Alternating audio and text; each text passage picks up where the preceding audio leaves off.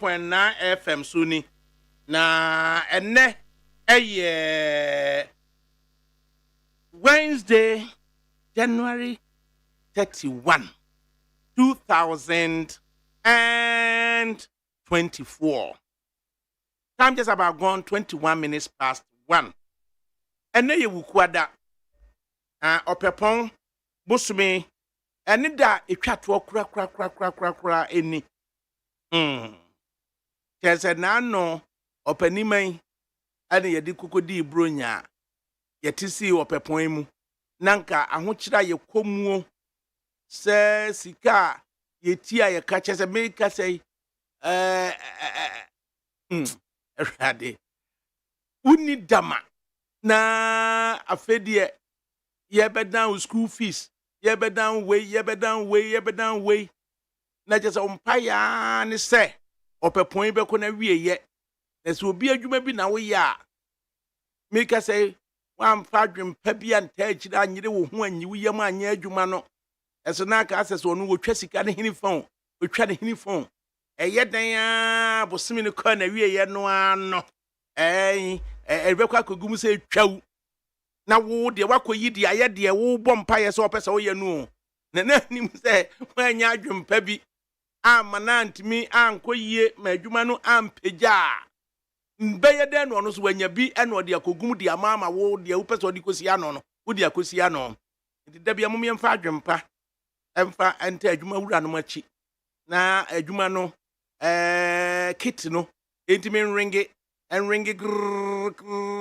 na just ye receipt no kro na ye receipt na bi akam na bosome no be kona wieye no na se obi adwuma ne nyina ye so a otimi anya bi di amayen nti sa bosome we ni bosome a adwuma wura no nyina mutu aka promptly ye de mpa ebo ta akire sma ya ade se koye opepon bosome no aba na wieye make I say omutu promptly between January 26 we see February 3 na watu ya bibia wie enti aseda ade ba chie pene ke se ojefu bosome na ye wura mu this year oh debi eje so benim na ebe na fosu na eto aso yi agrobi ni yedie ni nyina ne se yatena se ye free neat 100.9 FM so ene se ye ba mona aso yi na ene ukuo opepon bosome ne de to so aduasa baako afi aduonu enan de ekoso a tentene ne tie wo mu ane se me mind dwumadie ana ye de ba dwumadie mi amidi ho chia me ye fra me ADAKABRI mamudu wosioma na amansan chia me staff sergeant Harrison Ford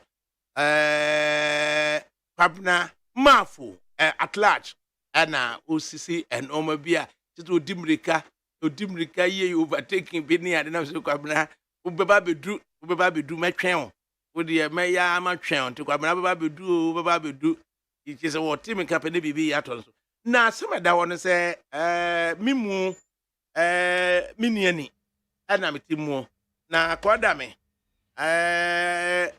biamzi 1 they say amenka ne sen bebo mama ne na eba ne sia na jesa aye bibi o honom oba bi kwamie se me wakra me woko ana nyame nka no ho ana matene mama no yes ana me se de me soso me ko ti free ukwada mesa ba ene wukwada enti wukwada tu wukwada yes eti anya no a ono soso mhwe akire mame afi wukwada no matene nka ya wada no matene nka afi de fiada na ono me ofasi manjeri santimi na mse asembe ne am se panyini de odi panyini udue se matemante enti mhwe ade na oho so they are kan sa pepe say last week na odi to just say o betia onanchi kakra na biama menhwe na biama engine mma no kre biama be ye Wednesday Thursday ti Friday no because my prepare we are made the best and no frame me say go and I'm kwanso ameko Kumasi o but na obi kan ye nim ne ekoso Kumasi da the ntia no odi kan ntia good nti o kan na me say adan no so o ma friend say o mra nti o rahia akodem so okay na me nka wona kobra ti Friday e po anopa me ni Nigeria asan ababo ewia na me kra de ya po ayeko fie manti bibia enti Monday ye be adwuma me ni Nigeria asan abo morning na ewie no Nigeria be bisa so ADAKABRI madam so yes o ka so mbada bia ma so na Kumasi on so nyamba o ka chem se Monday o mba Monday nti me hwe nti yensan ye Monday nti Tuesday morning ya sabo morning show ewie ma prepare issues e me da send bia ma na Nigeria be bisa say ADAKABRI be ba and so ADAKABRI be ba say bia ma no so bia ma say asema abani o ne maame Efrim ewo confront Anochi teaching hospital. In fact, enra me like time me tell me who boom say because me bia makasa Tuesday e bon komo na me ga chale ka cha mo mi say yenye radio ye panicha wa yenye radio ni awusa no yenya emene ye not knowing say yenye kana obi kan asemuni ti asema aba no ya asem ketwa ya na ya asem ketwa eba ne se ya ese wo mpanin die na ye testing mpanin die no as obi e be ye panyina say ne test one sana serious because me kai ne to me ma me the same thing na me hwe magje so ne wakom ne papa ne yere na bia ma so ma me see enra I was so down me say magje because beginning of a year fresh say there balance na ye say hwe weather we say da nye weather papa so ahunu na ye ntie nura say chese akokra udun say wo ye mra na fe we me enu am ampa mesuma na ya furo bass be shi ame to make sure say obi timi nchance na medru nkra ha say ade a me ahoma chinkura no me time anywhere but nura no scheduled to arrive in Accra by 11:30 one no and I'm say George wait after chone me no ba meet me and to oba ya be shi ame Linda do amene enu nso so me be ba akon one of the supervising clerks wo transport sector ha Kwame Edu idea ba na my friends bibia your case ni abroni ko nyame admatch na de me yen kakra me ba wate ontimi nkasa owura de ba se na ontimi nkasa cheta so obiara na ne se sun bi ba na se de ba asem na me so de nyesa obi o se be kofie na me to aso se eno so me nsan konkohwe ade kronti a wuru na supervisor at the time no na me ne wo kasa ontimi nkasa so pe so su me so me ko ya anya wo me so ja wo mu kakra ye na yi a wo mu nurse ba ako a ono so o ba be ne last clinical wo kaso a wo no na wa wie me a midwife ono so ka abo ne kaso na ekono ya remember timi kika bo na say na na panyin die say na te na just abrantie still anadwo no ono no say o take charge ansa na ade ache na ontimi nya honko na che say no wafase no aba ne nchen ebe ye clinicals no na the cat me body kunu sen midwife kaswa the same thing we kaswa utra Galilea official town then Cortes and so madam for be ni nua bema so teacher ni all aspire to like I will rise out to the level of head teacher ka born was Galilea no Cortes What is we ya bia enti ye nam chenam sa na odu bia Manchester kakakra kai ka me de ba be hwenam de abeta na chi de se because asama fo no de nzo mo no omu nyina ya sante asaman e na omu abotamfo ya se enti omu nyina no ya santefo in fact ya na eni ka se asaman fo no ne ba atamfo e na kumawufo no so ba sekire okay na enyiresifoɔ no so nti omu nyina no ye star area hofo no asfijase asaman kumawu omu nyina na aba area hodom enyiresi nti uko enyiresi obi se uduru sechere animu hodom a me papa ba ko de fe de otike Mr. Asante eti utu an monum se Mr. Asante no ofri sechere se esusu otike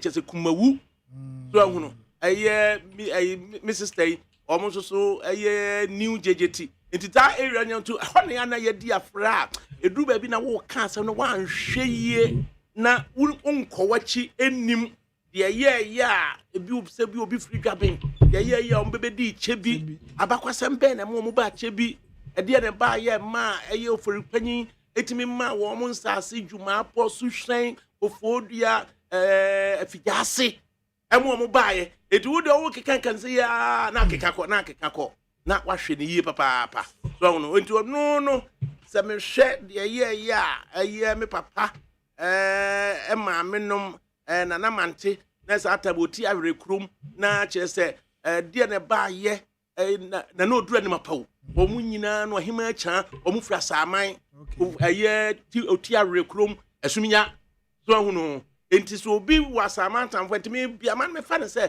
me de no prekope because of me papa mo side nti na nsuo yi therefore ya because between asaman any mampon energy say esuo brimu isusu na dawo no mi so nti hu se nsuo no enam na chiri ho saa nsa na wa ba be pie mu ewo so odi free brim so ansa no do Linda door bridge na maka no inti no Kumasi de ne N6 right and Accra de no ye Kofodia de ne N4 into across N6 no na wakwa anwan afa Linda door na chi akokroso N4 no bunsu tukofodua no na wode anantim abasa nam nsuapem so nsutam osinno umuadufo no hodmo saa no de basa de afat tamfoi akiri ho na mampon so eda ho na wode aba anyinam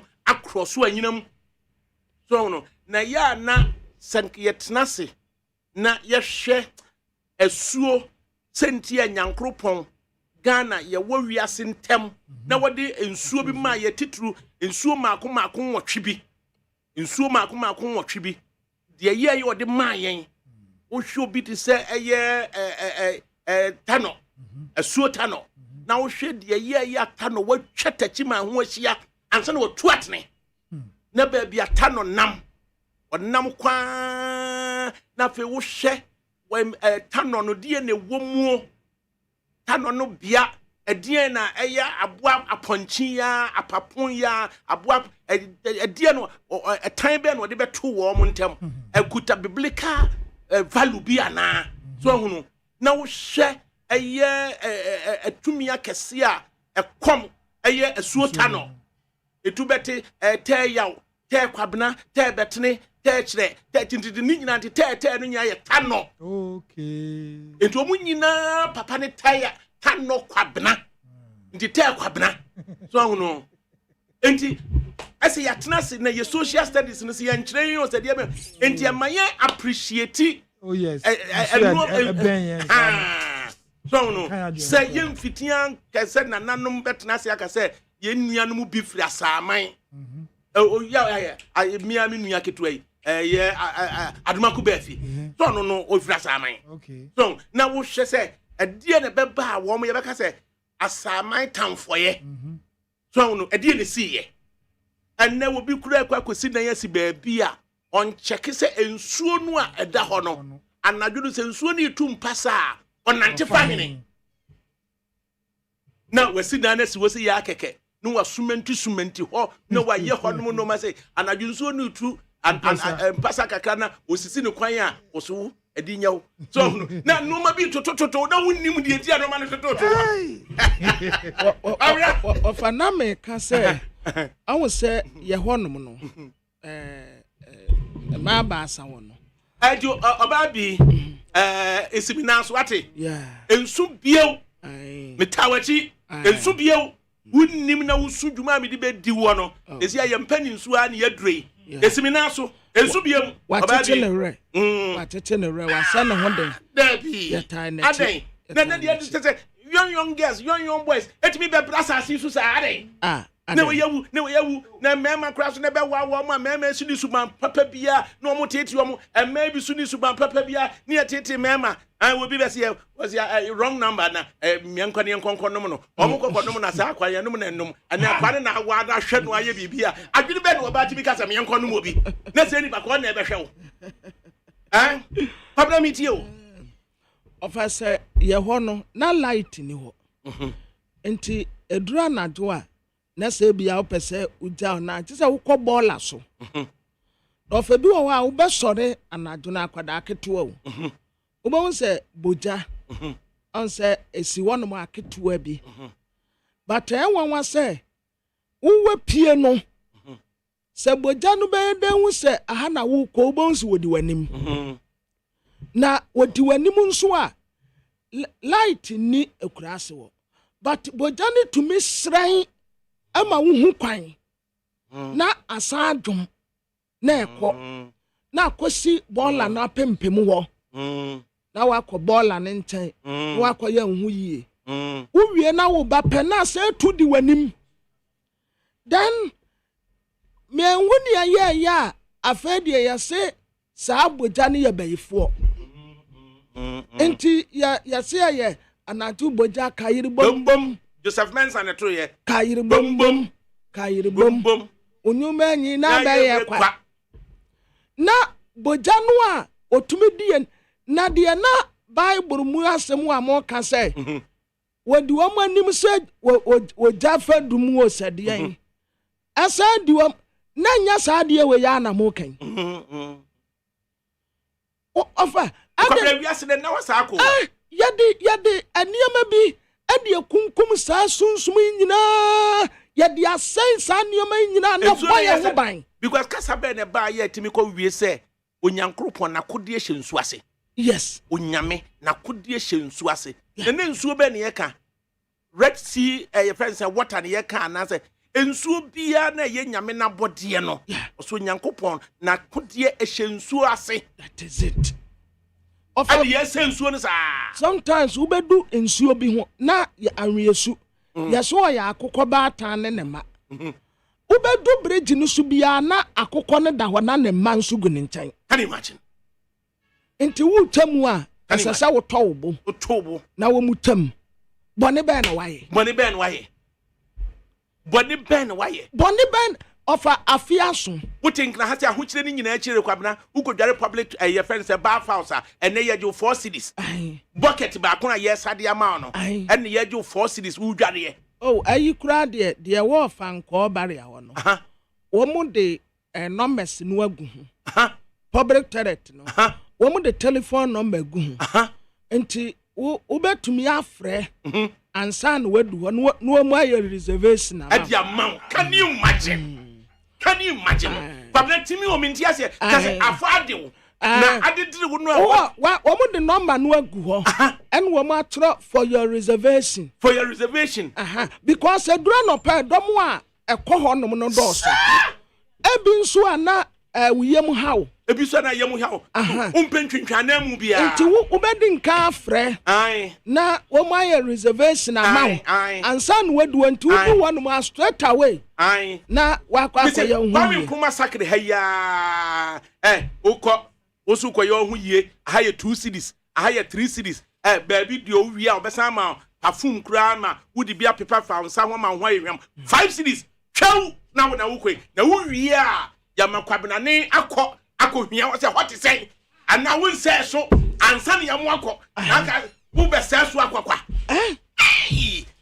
asikra yetim se ade ensuo ade yese ensuo ofanya se yese no ya sei no ensuo be na aka wo Ghana kwabena ensuo be na aka wutu wonu mu a Shell River pra ofa me kai se sentia wo mu a wotufu pra so wo mu ka no pra so no on se ensuo na takuro ni nyina hu asia enti wo mu ka se wo mu wo pra no so pra no eso because ensuo no etakuro ni nyina hu asia the same thing na river pra no yes wo ya be ma mu yes wo ya be ma enti na ne yira nkasa ne ekuase edua river pra ne yire ne ekuase edua na ne girlfriend so ne anwesu aha enti sansuo ni nyina tene a etene kobo river prem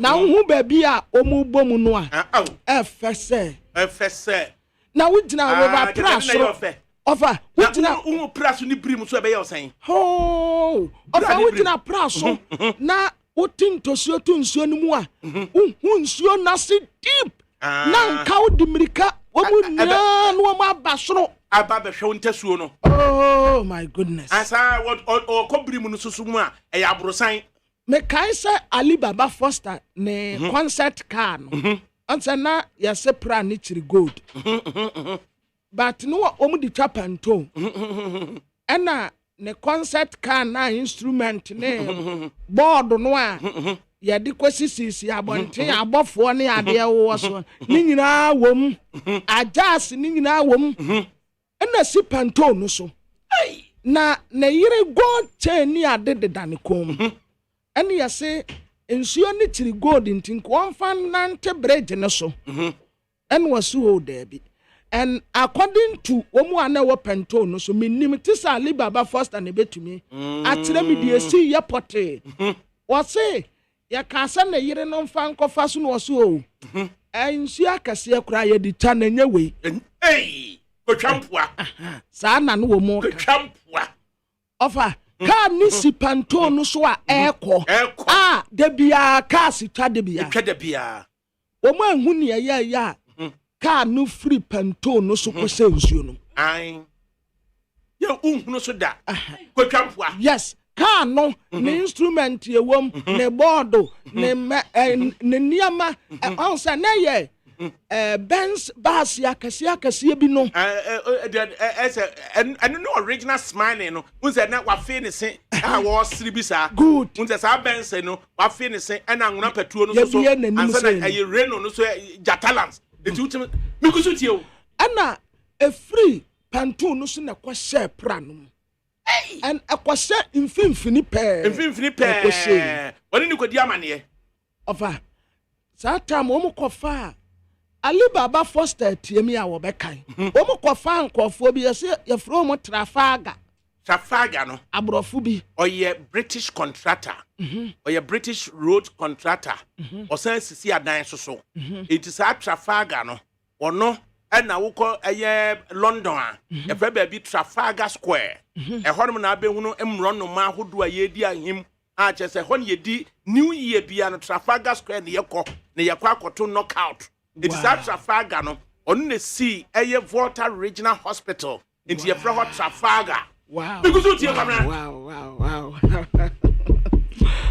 tebe kwamna a chese ye kofa Trafalgar fo no ai no wo de set atam ne yen say den hu abrofo da na om ne timi etwa asuo no photo ansa na ye de bridge na to so hi na wo en go fa aya den wo mutumi cha bosom no picture no ansa ye ka se ye nkwa na ye abaifo abrofo abaifo na ko school ene ye abaifo no so illiteracy no doso hi o mutumi cha nsuo no river pra no omu ta na picture en wo mu de kire yen se bosom no onie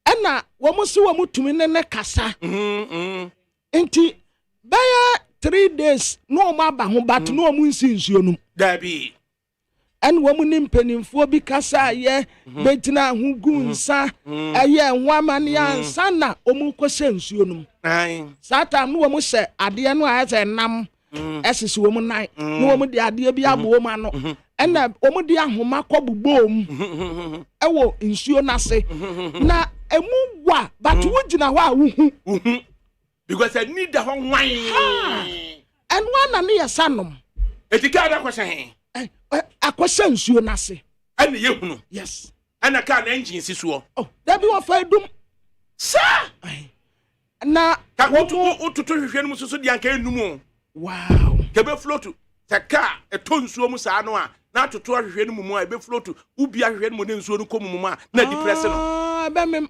ai okay enti of a meaning say wo de car na se nsuo pejawa wuro grass no and nyina kyerɛ sɛ life skills sa girls guide any boy scout na ya to atwene no abna a survivor skills woni wo makura na tifia in the unlikely event of an emergency in the house watch that woman how to escape dabi umma woni nkwada kura wo fia anamo be na wutuo akyerɛ wo mo sɛ enu nti na broni wotimi ya ade bi wo na ɛsɛ de ɛyɛ sticker bi sa wo de tar fridge ho pɛ na asɔ woni nkwada tifia kyerɛkyerɛ mo emergency escape route ɛwɔ fie hɔ wonim de ebesie wo fie ye mistake yo de yenim emaya dwenem first aid sɛ woni akwada kura woni akwada wadi be ɛsɛ 6 ana ne wo fie meka sɛ maame adware awie aya na no pa no so aya na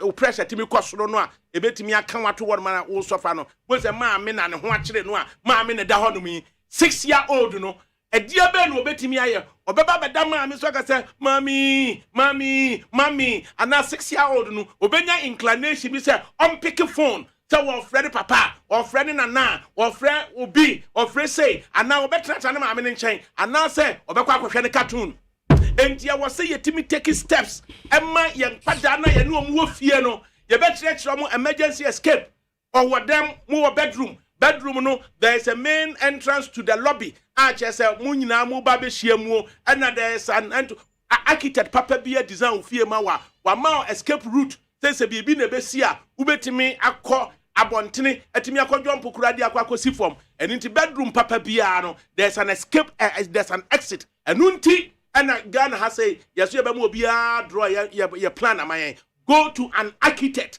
or bet you there be ya natural light be fie ho there be ya your friend saying electricity dodo there be ya say unya emergency no want me afa door we mu ampia ubetimi afa door we mu apie so ni nkwala do wo fie a wo no gi training na watimi aye emergency training the man nkwala say they said there bibi asie na wo nkwada no wo chom say okay so this is what has happened. What do we do? Na nkwada na hunu say your friend simulation. Oma hunu say in the event of a real emergency, these are the 1, 2, 3 steps. Nkwada be take.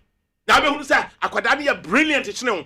If it's akwada timi kotenase na wo kwa akoye contest kura on national television na akwada timi akai say sa question we say no answer no metie wo cartoon mu ani ye kan cartoon mu no na wa recall etimi akasa cartoon say na ye kan say kuro we no na the spelling sitie na watimi this spelling ne de ko but ye kwala ne ye hian sa no anopa ya sore ne abuo mu garantam my late garantam my late ye training kwada no e ma wo ntimi take charge of emergencies why the betimi aboa yen group we wo mo honom red cross for ho o catch some ramechro emergency procedures first aider on ba be chiro ye wo nipa honom a CPR on ba be chiro first steps I be take na no me nam kwam na just me twam kokko ho baby it was around 11:30 wasn't that was last week and a whole driver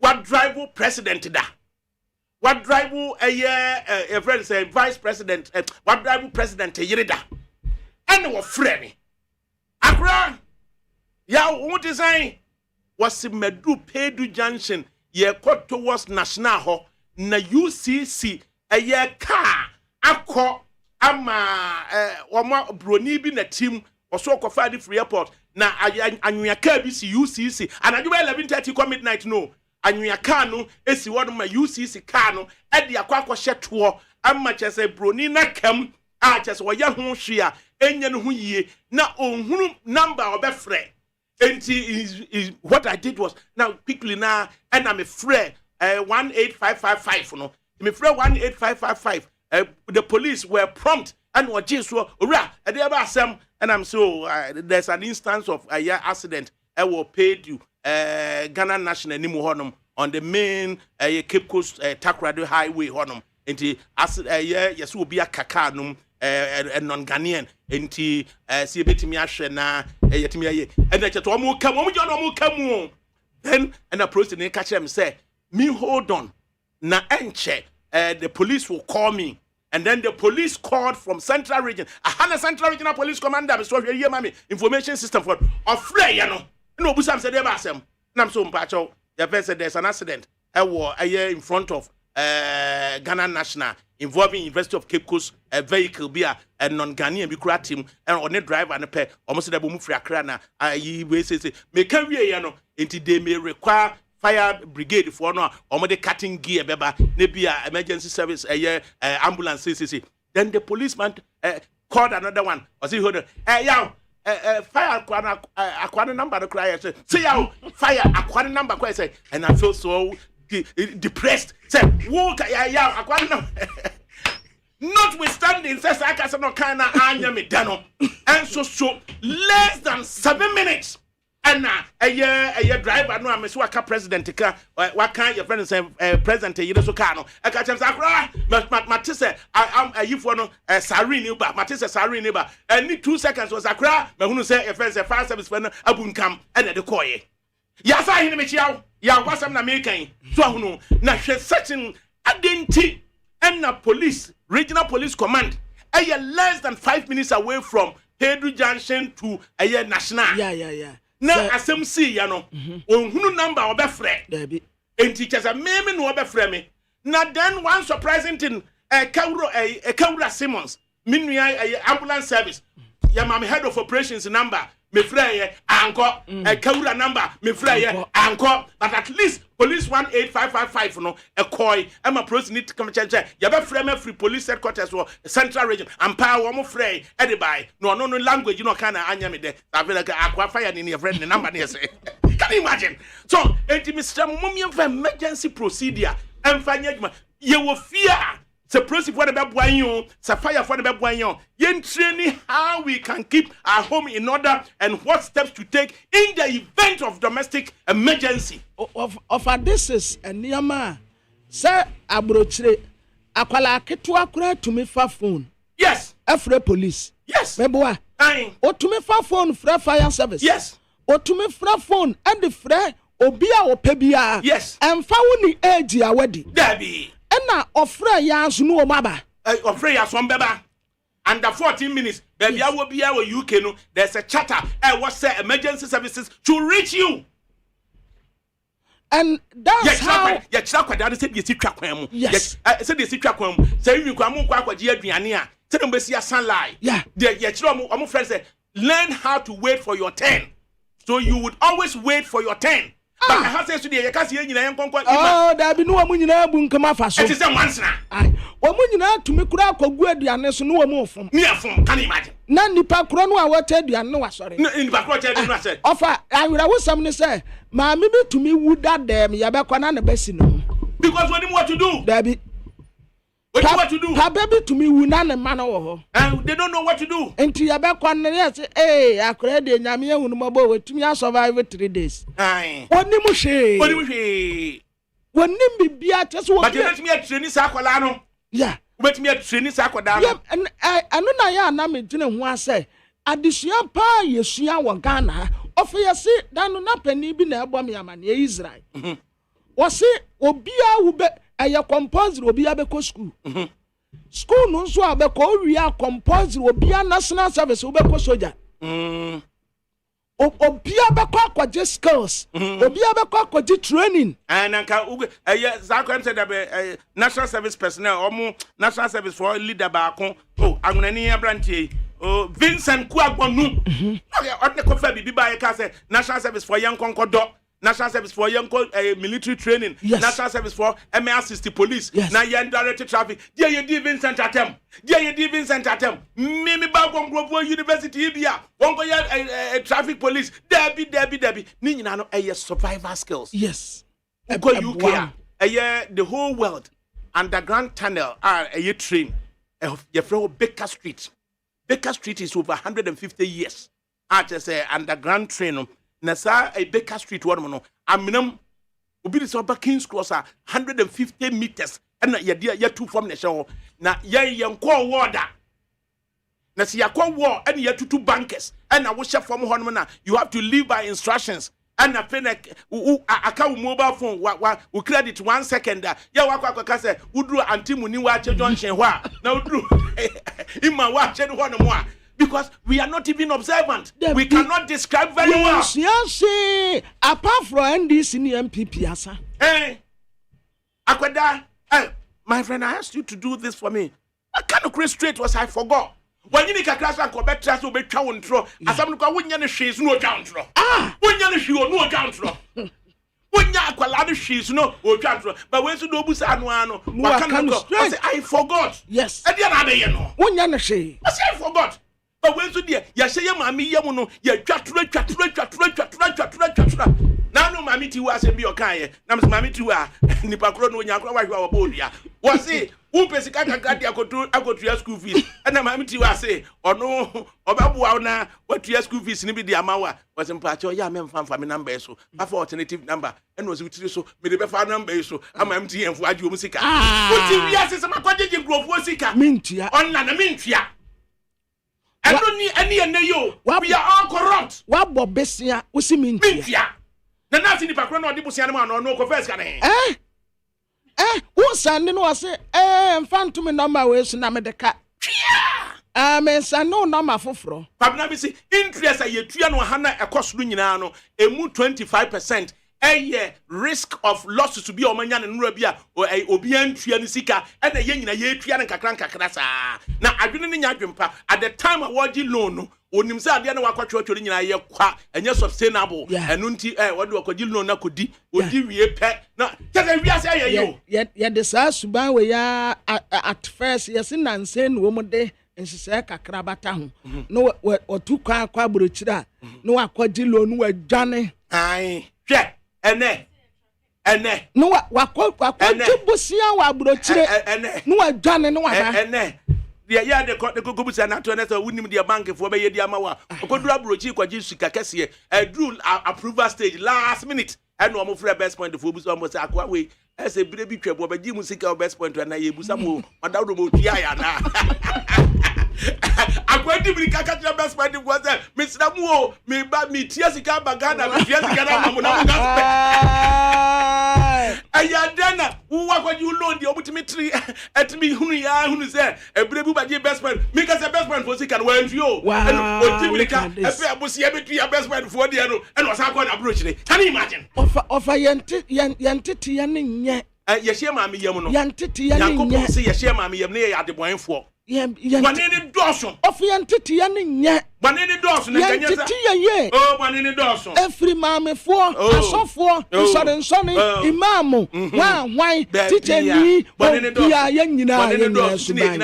Yes, Banini Dawson to do. Yeah, corrupt to do. And that one, a pro station. Now what me at Nasi. A brand here, one free community hall, no about community hall, na and no. Abrante de yena djuma wo yire wutwa bode ma wo yire na wo yire so de aba abrante so ne yire na ti o na wo de bode no ono so behwe no ya de bode na ba ni abeton kran no de o die ne ba wo ne wo yire ntam a wo se me suspend say your friend say abrante no me beton bode no won kran no me yire ne mpena no wutwi tu a wanku yire ni bio na ko kuma abrante te wa se ene de aye hu abna ene people prefer vengeance to forgiveness. Yeah. What you say? Yeah. People prefer vengeance to forgiveness. It is forgiveness. Vengeance is for the Lord, no. People prefer vengeance to forgiveness. If I don't know that, na me katre wa hanom say. Enya hwe na wo mpena be tete wo che. Sanity here.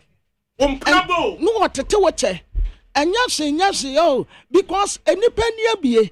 Ebia ne se ensam ane yeke ene wafa woni me se omuyi ka ne free nsuo num no na bibia wom nsuo ni mpehwe bibia wom nsuo ni mpehwe ba ni bibia ye intact en wo muyi na de ma no na wugina fom wa se hu nsuo no na hwa wo se pra no unza pra wo ye kwawni entu nso ofiri kwaw na eye kwawni ba e de pra bo dua wodi ayo na mo so the pra so bo ne dia anya no hwe because pra no protect kwafo ma no. And that is it. Wo mu kura na watu fu pra so of how the pra bo ndia anya no hwe. Pra no protect. But wo no di bo dua. Yeah, e dia yo. E na wontumi medi bone wo ho nso nwane da ye bechew. The pra no de oye nsupa. Yeah. Na wo hwe ba bia pra yi ofure. Oh. Kwafo no. no. Me nim se bosum no kura sisi as we wu am wo mu asie no. Na de kwabne. E na etu anum no.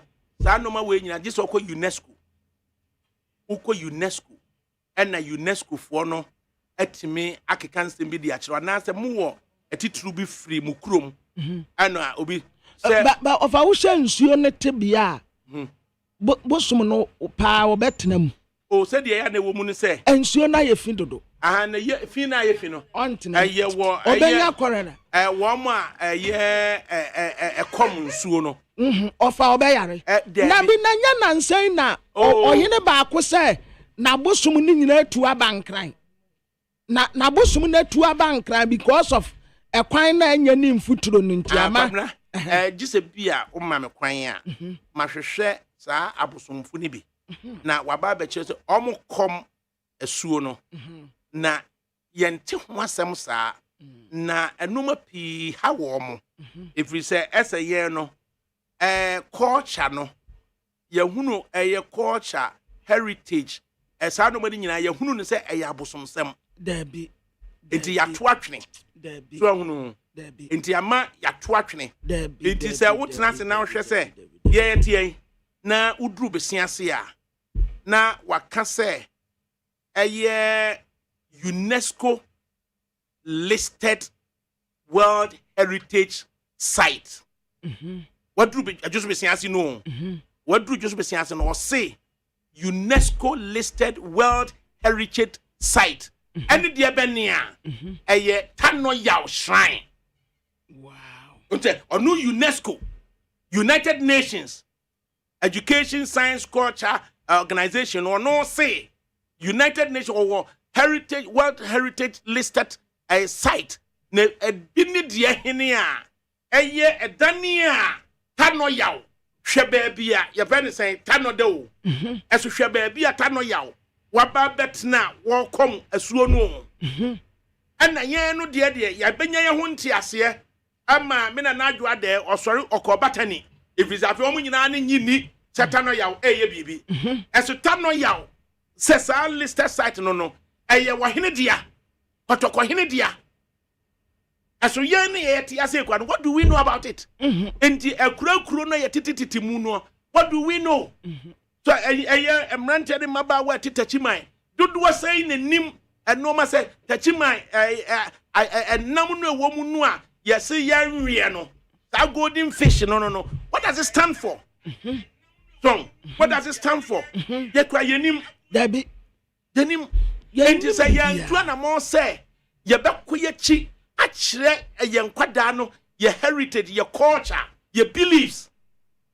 So because gidie na mu gidie no broni ba ye no no be kire ye sa gidie we no broni ne be kan se ye de ne nya ne ntontwene ana se de ne siye of a imagine say afiaso nanka ebusua yakofie na ye yi apaye ne ye de ama nananom a ewuko because that is our culture. Ne boni a eye ne bon sam jema obeko ne say. Na anope na mi bisa odame asem bia wono so kura ntumi nyima no. Di abrofo di ba kire yen. Na mi bisa odame say ofanti e ba wiase wodoma nkoma fata eja tumi nyina awura awurade ode bonete.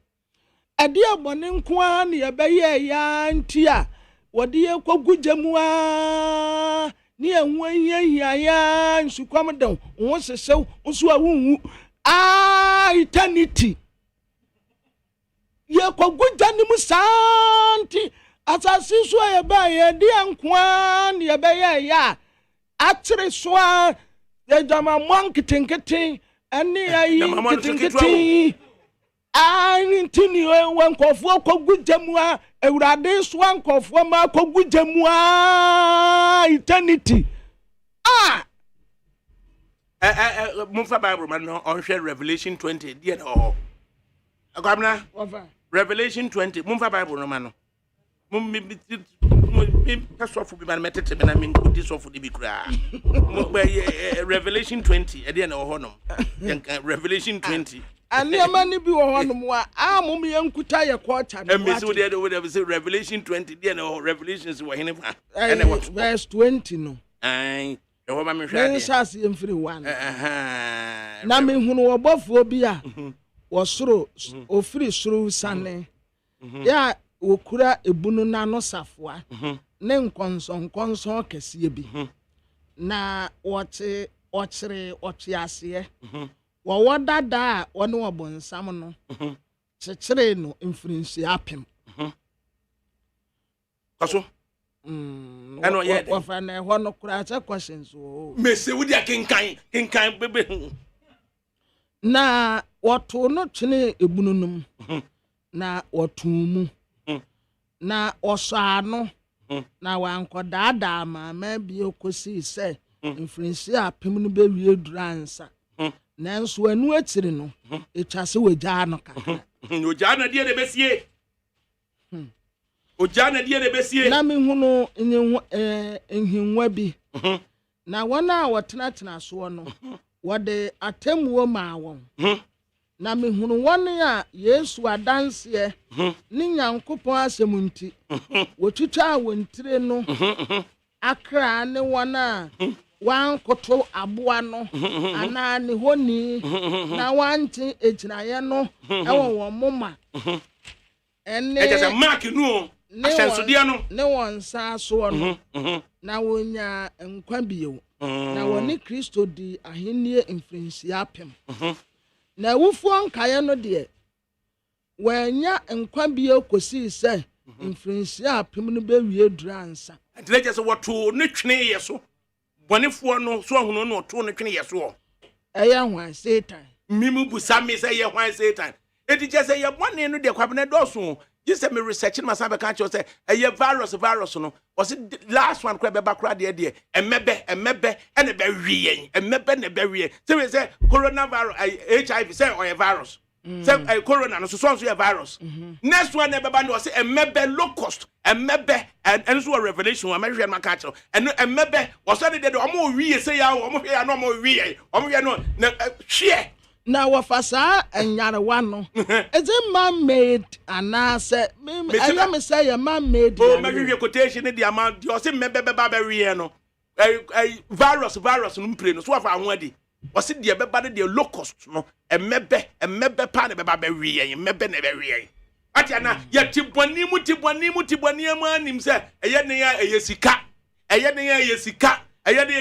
na ditua boni no odi onum se eye sika wa wuda ho no na obeka say yesika ana mimi ofa ayesa yadisua no yesakrem na yede entity yepa ade tete nkwada no na yede niama ebeboa wan say wo kase kura na emergency exit imagine say obi sefie na eja tofie ho etumesi ono na yire ene ne ma because they don't know what to do.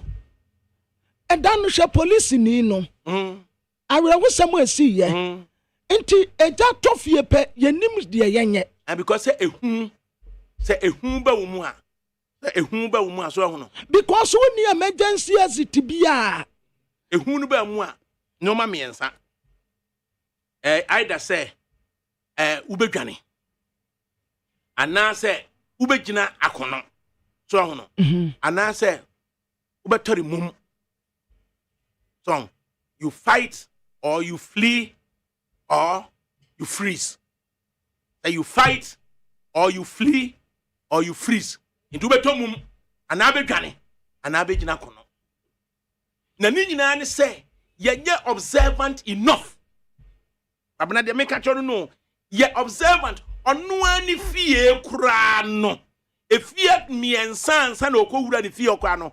Unchenani enhwe gate ni say gate no eye black ana eye red there be eso so no Oba bi otifie ho no obi yiri bi otifie ho no kra no wonim no duku a wobor kola wonim ne hips sides wonim bibia eso aye ahyenso de bi kura wo ho no na in the event say enei nipa do do san kwa na betimi atna sia ka say bibia si na bra eyi dash 1051 say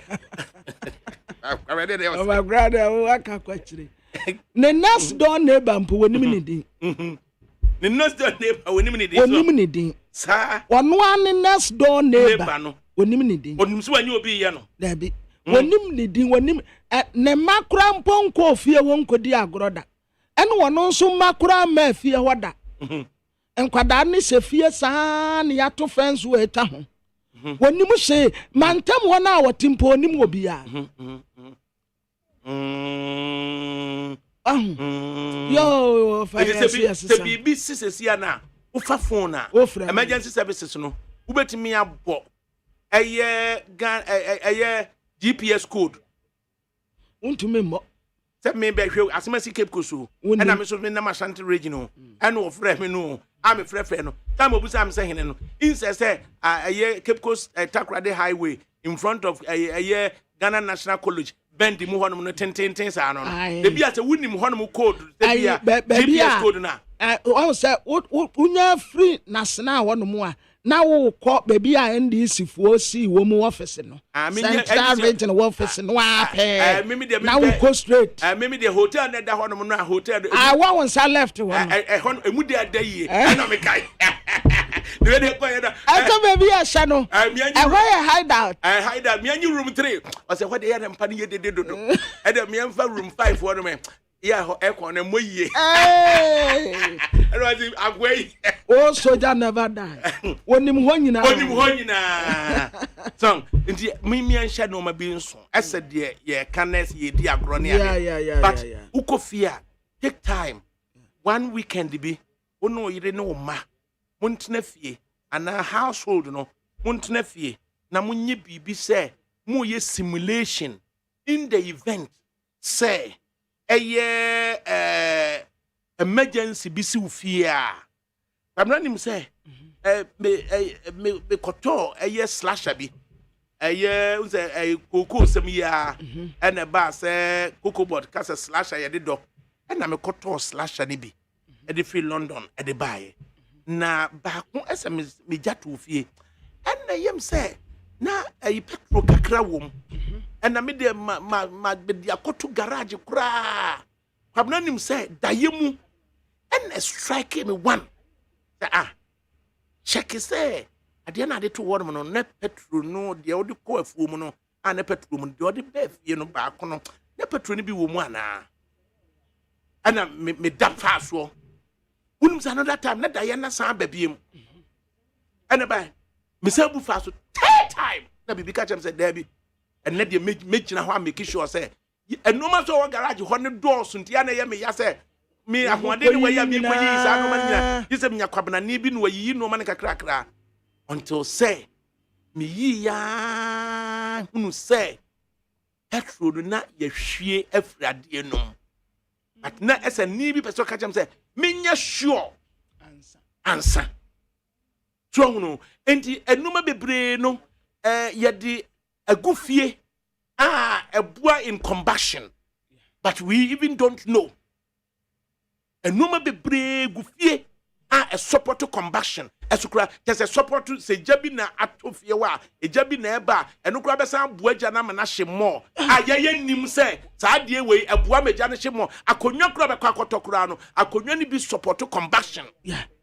wo bi wo ba bi nioma wo fa na nkwara abremu ntade nyina da so na nkwala abremu ntade enyina wo de cha obi de be kwa koye ne bibi min asa na ma na adwene ye wo mu na wo de cha da yenso meme da ye de ye ne de tubu anase tutu fam kra ne sie ene ye wa akotoja tumu na hye no because ye ne meme da ye de che emai ne nkwala abremu ntade enyina agu ho na wa park efie wura na saha efie wura na saha potomanto na bi wom ekolak ebi wom ube wura fie wo wano nko aniama di efie ni nyina boso ne mpaboa ne bebrebe ne nkwada brɛ mu mpaboa de wonse de asai handbag yenye ne wig asai ne nyina wa paake no obi kura wo ho a nko a wayusu a asantontura wampu wantunwo ne wig a wamfa nhye ya wanu no tirim ode ahye ade so no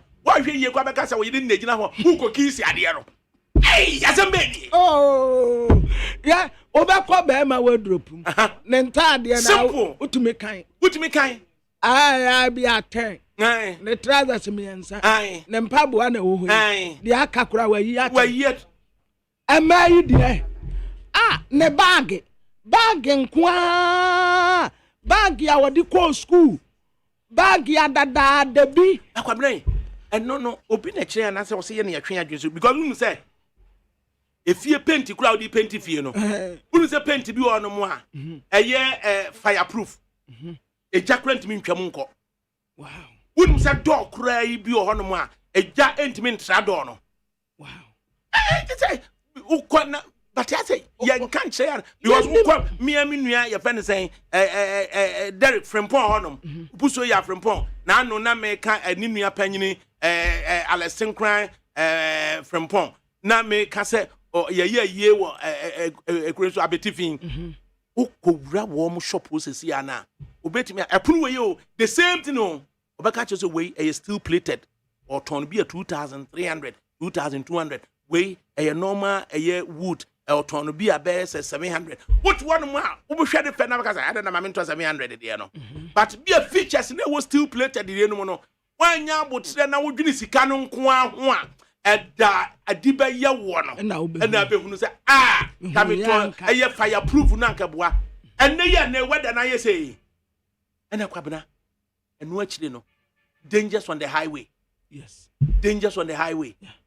Once I know I'm seeing me do and say almost midnight ye nyame na de ekọ na ode ebo offer nyame na de ekọ na ode ebo and me de me kakura me nyim hu mfiri mu ye adrobesi ayafa kwan so ye nyina ye driver fu otu kwan na dwo no ye driver fu otu kwan na dwo no ye driver fu otu kwan na dwo no over hi driver fu otu kwan na dwo no driving pani na kwan no nam so no unum say na nsan wontan te say mejo accident see on approach to Accra ekum nipa unum say ni nyina efa no apedwan kwanta to Kwame Nkrumah secret unum say eye dual carriage efa eye amasamai to Ensom Junction open aye no eno na akate ne back but unum say no eye dual carriage between apedwan kwanta ede bank na ha say no sa dual carriage no driver for kane watu kwan winam srem enam ba bi bebre last minute wa bedru nkran wosu akọ jam na akọ hyiam na nipa wu bebre no sa dual carriage kakra bi no akate back on sa head on collisions na ekum nipa no aboa pa and what do we learn from it yes so for the past 4-5 years uko suhum MTTD uko teacher mante MTTD uko ensuom MTTD ajin kotoku amasamai womu beka was the head on collision. When was the last time omu record no head on collision with multiple deaths? Yes. And can we learn and leverage on it? Na amna uko before so be dum kokko no enkrom no ba ko yefne 95 ba ko yefne 96 na 95 na 96 no abna odi kokko ansaba anna asphalt no etutu emma oma ni free climb e kire nkokko no omo de na etutu mo enti enne ufri enkokko na ado ani a kire nkran a wo watia asi ha shoulder so de wo face no emfa no ho ono won ko family mu ho enkomuni enkoto enti no di hyiaw odi hyiaw be asem ni o babna no di hyiaw no odi hyiaw na we ni papa mu no there be over yenua baby a ono so wo TV station was say yama na ni ajepa na ya educative program Oh. Yeah, na kuma ton. Onu wo TV station no. By wo tie ye de no. And say, yeah. Asempa bi oba bi akotie bi. Yes, afia. Entrance nkasa. Ya da ase. Asempa bi oba bi akotie bi. Ofa wo se asemu ana ye ka ba ko no. Yesere ye nuanom ma no. Sa nioma no a wo park egu ono, oba no wo mpe. Oba no wo mpe. Ei. Akuya free ye. Sa nioma no a mo park ni bebre good am no mo de yadai. E fa so akọ free me ya twe no. Enye se wakoto so atwa ko. Ofa sa nioma ni nyina ti no. O sa pefufuro. Wo bisa ne se na nioma na ewo ni nyina no enko. Oso o da bi etime. Etew na agu ono wo de yadai. Na wa park nioma efie wura. Me se wo be ko oba bi dem wofa. Ne nkwala abremu ntade nyina agu ho. Nkwala abremu ntade ne bebu anu wo hye ne socks anu wo hye ne nkwala abremu roba mpaboa ne nyina agu dem ho.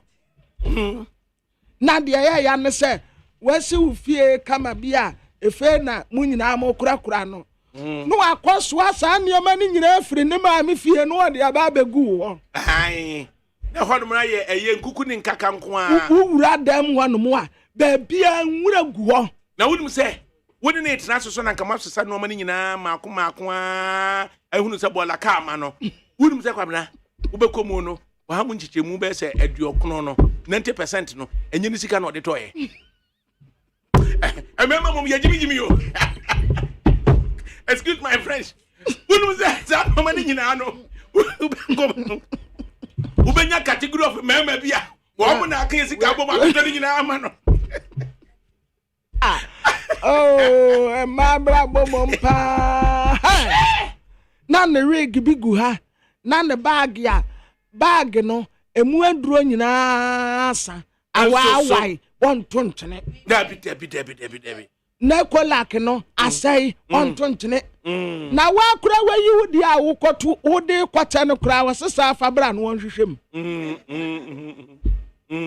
Wa wo nioma wode kwata no. Ai. Ana aso be hwehwem o hwehwe de otade tu kwan. Oh, David, my dear. Hwe emema akosem. Na se jato ho a sa niema yi. Ebe boa kura wudum na enum. En wo mu ntade ensu obi ya Roberts. Se wo mu nya ne wa hiyo. Da bia mafie ho nye lean. Na da bia no ta keep normal and support combustion wo fie. Yes. So I keep normal and support to combustion with you. So now I'm fine normal son to basa. Na no of yenya emergency exit. Emergency ni nyina ne say kwabne. Me hunu sika dudu bi a eye architect ne beje wo. There be. Kwabna ma architect ehwe ma wo. Ati ana. O de op architect a nanum bu ode ne so ukwa adakabri nti obete so ama wa ko nsia ba no. Your friend avant-garde. Tony nsia ati avant-garde.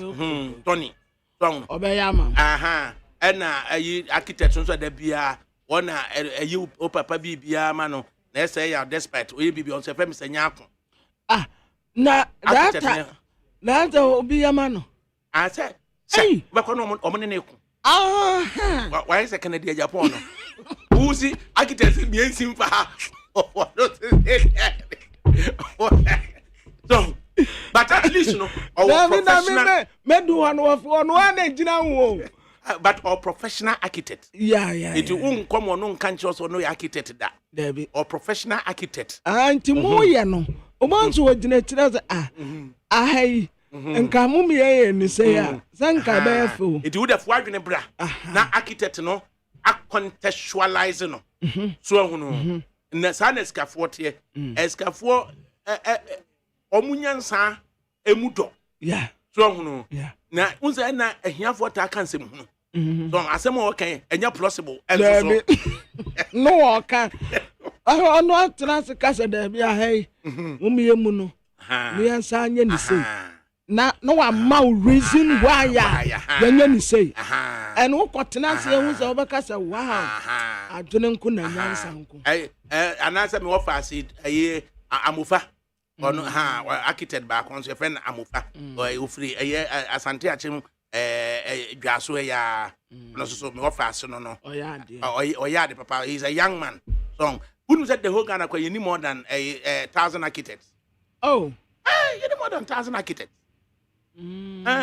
Ghana institution of friends architects more than 1,000 they among country me but and then built environment no crano on that no be brain no kwabena nyankopon no engineer. Yes nyankopon na oy engineer. Yeah, now we can kind of creation at the bonfit here. It tells you say you need understanding tina ye appreciate engineers. Yeah. So but in engineer what na say now she said you designing nipedua. So no Nipedua when you say ensa na dwumani ennan na dwumani na she said you design ma na ema no when you say uti wa ha unsa wa ha unufu wa ha utu wa ha unan wa ha na de ye nwanwa kura wo Nyankopon ho a ofa mese ma tene ho a menti ase ni bebi a wode wo mu da kwahye uti bebi a wode ma da ne kwahye ye no so eye santa pepe sa wote wo mu soro eni wo mu down no a bebi a wo mu da no wo no e wa na ye santa center of the circumference. Yes enti wo fa wo say sa wode won sasi adia uran nim na wuta center na second no mo friend say G sport as dey no good wo mo creators yeah man yeah of I was say eda no fa no e fa no top and down oh nature say e perpendicular good a funny top and down ma na nisu biri no. They just say mathematics. Yes. Na woso na nense woso. Oh, no organistically. Na we dey say imagine say baby a Nyankopon de eda no kwose. E kwose. Eya hintasem. Why a proper designer. And I say ye nso ye die say. Besene. O say ni pedua no an wo di besi center. Hey. Pamina. Oh. Anka politics kakran fama wo mu a wase wafo dende akwabo wafa hey wafa ADAKABRI to the whole we say me mighty is airborne inside Kingsland wafa please kindly spend a special regards to Matilda Ajimai aka Puff inside California USA Peter Chair Champon aka Master P Amanda Sewasiedu of Mandy's collection both inside Northampton Janet Ajimai, A.K. Jane in Enfield, London. Isaac Asamoah inside Bermondsey. Cindy Adjose, Taunton Heath. Nana Masiedu Sapon, CEO Phil Fashion inside Taifa Station. And Kwadwo Dakun, A.K. Cash inside Dubai. Fantastic show by all standards. Over, keep it up, Master P. And Odifree London. No, Kwabena baby, Obia wo. Ne choose baby ape. What say? I am Matilda Ajimai. I friend the Pavono. Or California, USA. Peter Chair Champon, your friend Master P. And Amanda Sewasiedu, our Mandy's collection. Omumi no. Omo England could be a friend of Northampton. And Janet Ajimai, also your friend Jane. Or London, Bronu be a friend Enfield. And also Isaac Asamoah inside, and also London, Bronu be a friend of Bermondsey. And also Cindy Adjose. On also a London bro be a friend Taunton Heath. And Nana Masiedu on also so our Taifa Station. Taifa Station here for there no. Over Taifa Station here. What for me? Oh say I tell about Nana Masiedu Sapon or your chief executive officer Phil Fashion inside Taifa Station Accra Haddon. What for? You are comparing oranges with the apples. It won't be Taifa Station. Chief executive officer of Phil's Fashion. I remember how London for and I will be on to one who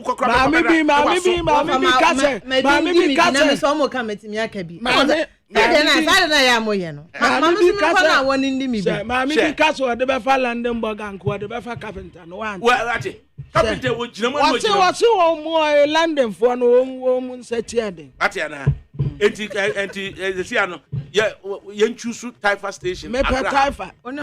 Ye choose amount. Taifa. Of am Taifa station London. Master P. Na ni nyina mu no. Kunu Ghana. Or no over 10 years. And a Kunu Ghana. I support me mighty. Oh, I need FM. And to Kunu Ghana dear. Alaji and Jonas and the whole team. I will Kunu Ghana for 10 years. Now omutiminya support my year or my dear papa. Kunu Ghana ayebi. Oh my idea na yeah. Product America kana. Alaji Jonas beti ya kanche. Alaji yade product. Etimi akuya Mr. Alaji kwabena de me pe Mr. Kill anyway any wonchon capsule kwabena me nna gina ba bia adwonso da oh you okay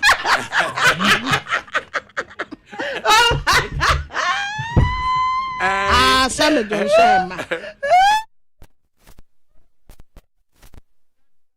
Bako Adam for Padre Kennedy Kwame a compre Japan honorable member eja skani mi boni dia muntra ana woni womu Adam for Bako onso so brako be wu anyame fa kransie ana omotu kwa akọ abrochire no omo ba ana omo ye transit oba bi transit no mu nyina akọ gina bathroom aja emema ye use system no na yetime ahwie bi ato agu na afide de papa no hwe brako be wu asa skani hu se ko be wu de na bo ta wujiro wudi de nyina na abeso ko abe na wujira ha be hye mo no Ibodi di enye ganya ibodi di. Everyone babate. Honorable member, Kachira de Samense, and ne go be wa na ekwa, oda hu ti wonu mi. O ma yi o fa se Dr. Solomon Usu. Man engineer. Colorado. Colorado, Mama Zamano, you go right. Offer our Colorado, USA. Dr. Solomon Usu. Colorado, USA. Offer I Nana Etrewa Ahinkra Oforiata. Was say mano happy belated birthday. Was so East Legon. Or rare estate developer. Yeah, dear. Dr. Solomon Usu and Dana or the mamma and I'm good. Was so a man. My baby now. I wish. And a natural one, babe, then a dog. I wish you and a crab nana. Rare estate developer. Yeah, dear.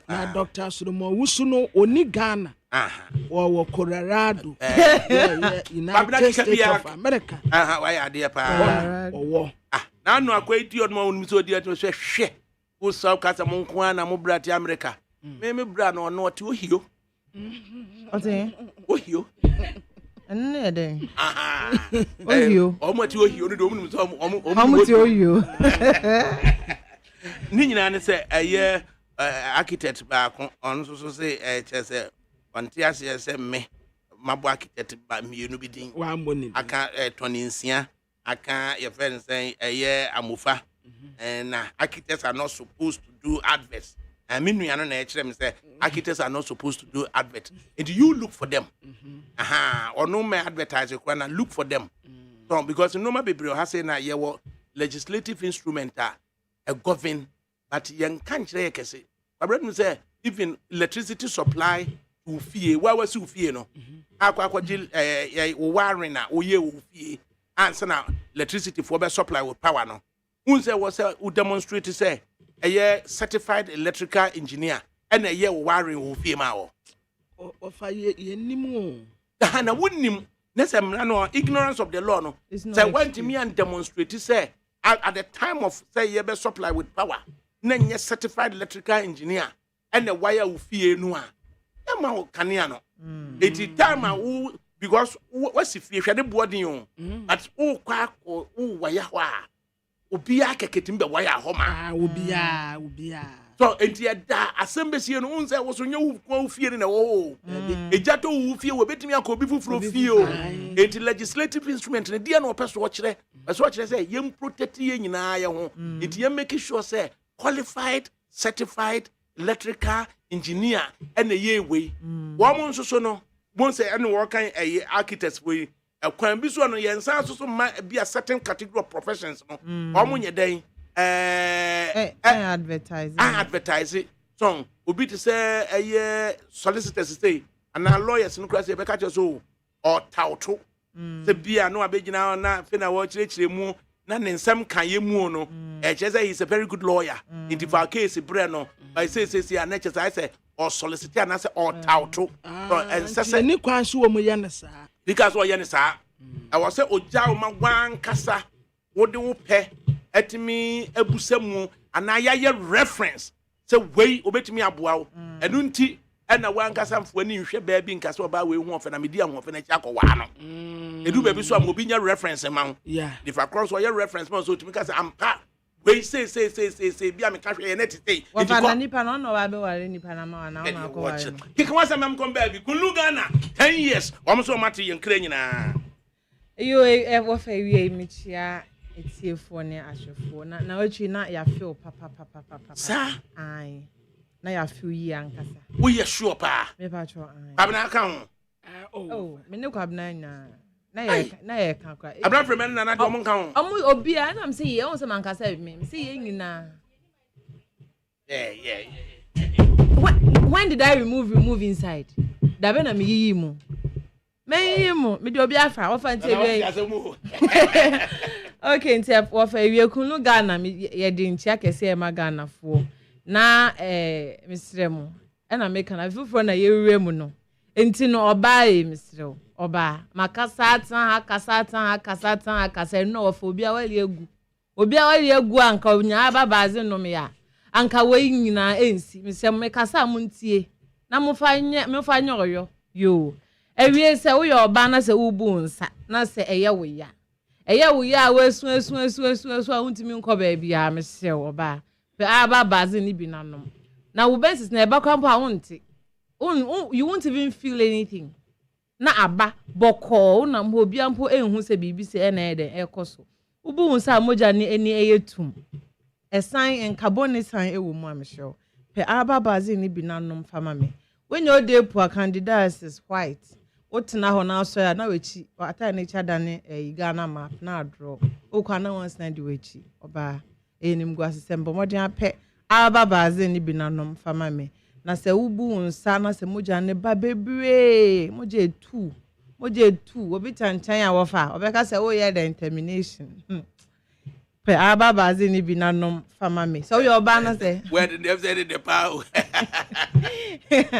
oya ba na se onde wukunu ehia wo mpamu na se uhu entumi nsane o e ma wan se yes ewie enumre anaju ahomachi me hu esane me a me se pa aba baze ne bi na no fama me na wo de ne de ahoden e na woni kra wo mpamu me se pa aba baze ne bi na no fama me o message no me se o enya peteshi ba e wo se busumi bia eba se wo dey 5 days a consistent I say every month 5 days na so obunsa say 7 days every month 7 days so obunsa na se ba ne say na ba 2 ade cha na aba 3 na enne na aba 4 na ejai na aba na bipacho da bi bomodi na pe aba bazin nanom fama me na o menses no afedia wo dey ndie chakra che se emma wo hu animu a pe aba bazin e bi nanom fama me kulunga na mo san we draw e friend honchon capsules e me ma mo fama so enwe me uyo be me na wo fa kan no so oni kwab na gya baby dwonso ye na problem bi eni ho mesra wo dwonso na se wo hwa na se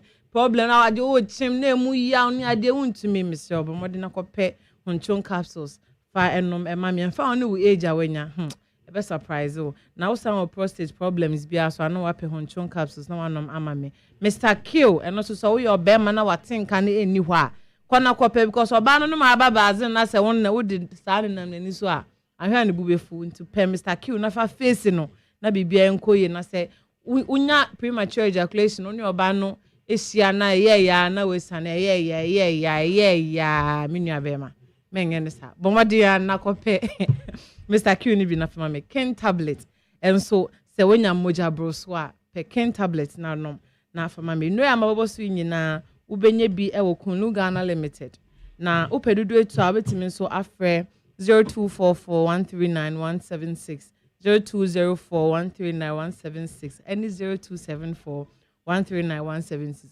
na wofa unam herbal chemical any pharmaceutical shops here Ghana so a ubenya inu nyina bi ato right enti na akua eyaseda sonko na yede ema Kunu Ghana Kunu Ghana over 10 years from October 2013 BC and Nay just October 2023 just 10 years in the 10 years going and a Kunu Ghana igusua team no Alaji and Jonas omaguso and ye kosa enti Kunu Ghana ibeguso na ye no mo ahwe ede abom pa ede entuma abom dia mehwe na me do achia Alaji na me do achia Jonas me ni hokra no a mo hwe ma me wate me da se wofa ebe bo me pa me ni hokra no mo hwe ma me Alaji enti Jonas ma remfio chia me nua kuman ma me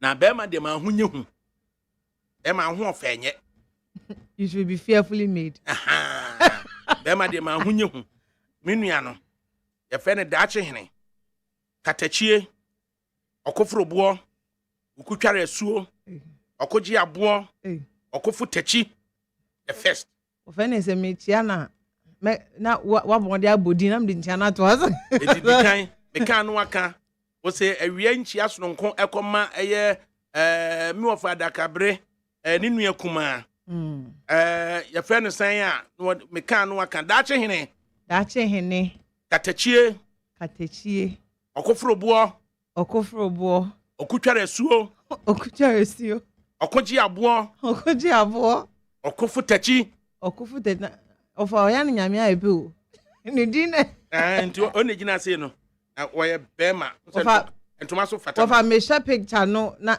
hwe nanim am here picture me say din no ne me so ya post no ma me wate ana he's a great guy ofa din ni nipa no ko din ni nipa no ko so enti me so oya brane so hono o bema papa o me share na man hu ni saa ke be me ya anke din majibi me yi bi afiri so na the best friend Dr.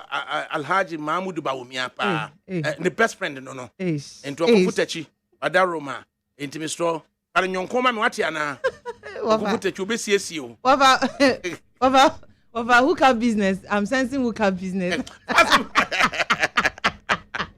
Right. Edu akufutachi mechiao unze ntuma no fata no pa. Ntuma no onimfura soso. Don na odi na konwa soso ewo the People's Snowy Apple Republic of Wiamwasi. Odi akonwa ho. The People's Snowy Apple Republic of Wiamwasi. Nana Piao. Nanapia, you got it right. Okay. Good night, need 100.9 FM. And when for so bana yaba drinking the way forward. See, I know as various parties, no, internal elections, no, no, ya dia kugu. Inti dia can say the way forward. You bet me a share na ya de atoto ya norma. Na see, as a coffee buachi jinamuma and this was Santia. The spectacle of it. Send you besi I know. George Alex Mensa. Control susu gina mu na e wa asante na nka ko biba susu gina mu wa asante a ka mu mienu no kwabna nka be kwasan Commissioner of Police George Alex Mensa na Commissioner of Police Kofi Buachi ba ko comporto no ho yie ba ko comporto no ho yie on ya COP Kofi Buachi on say or they up to all kind of retirement. Said the omo ye parade fe. Ni pull out no. Yes. A year and she said, come. Ba konso de manesa. And a chira was send ni pami no. Baby will be a new nyam police muno. E could do ye. Nti Kofi Buachi na new nyam no. Na esun o jani din ɛna ogya din pa ɛwɔ Ghana Police Service a up till now wobɔ ne din a deɛ ɛbɛring wɔ wo tirim no ɛne Alex Mensah deɛ no bɛbra koraa wobɔ Alex Mensah din pɛ yɛ sɛ Kɔnkɔnsa Police sir. Na no nkwala nkuma cheze plus kura kan bi kire no. Wa look at this. Wahu. Nti ubọ ni din pe Kɔnkɔnsa Police. Ɛna ɛba wutrim. Ɛna hye ɛkwan ya ofa so a efe wode kwa kodi MP. Ɛnya bɔne sɛ bia wo se wagyae police adwuma na wo kwa kodi MP. Yes, say, but a choir a fast one, and na a yamanasipo yaudie, a casa, where ya in case when yan farmer no. Ah, na COP Kofi Boate IGP, ya can't see a barman or IGP Nyanabo. Acha, yes, one no obey IGP, one obey IGP, but when me and Numpan can be that. After time I will call retirement. Or dear new yam na call retirement. I Kofi Boate dear new yam and a call retirement. But who say Kɔnkɔnsa Police dear no? You your reference to Kɔnkɔnsa Police now I'm Makai Mebano Ebony. Mamin TS or cancer Kɔnkɔnsa Police. What does it stand for? Okay.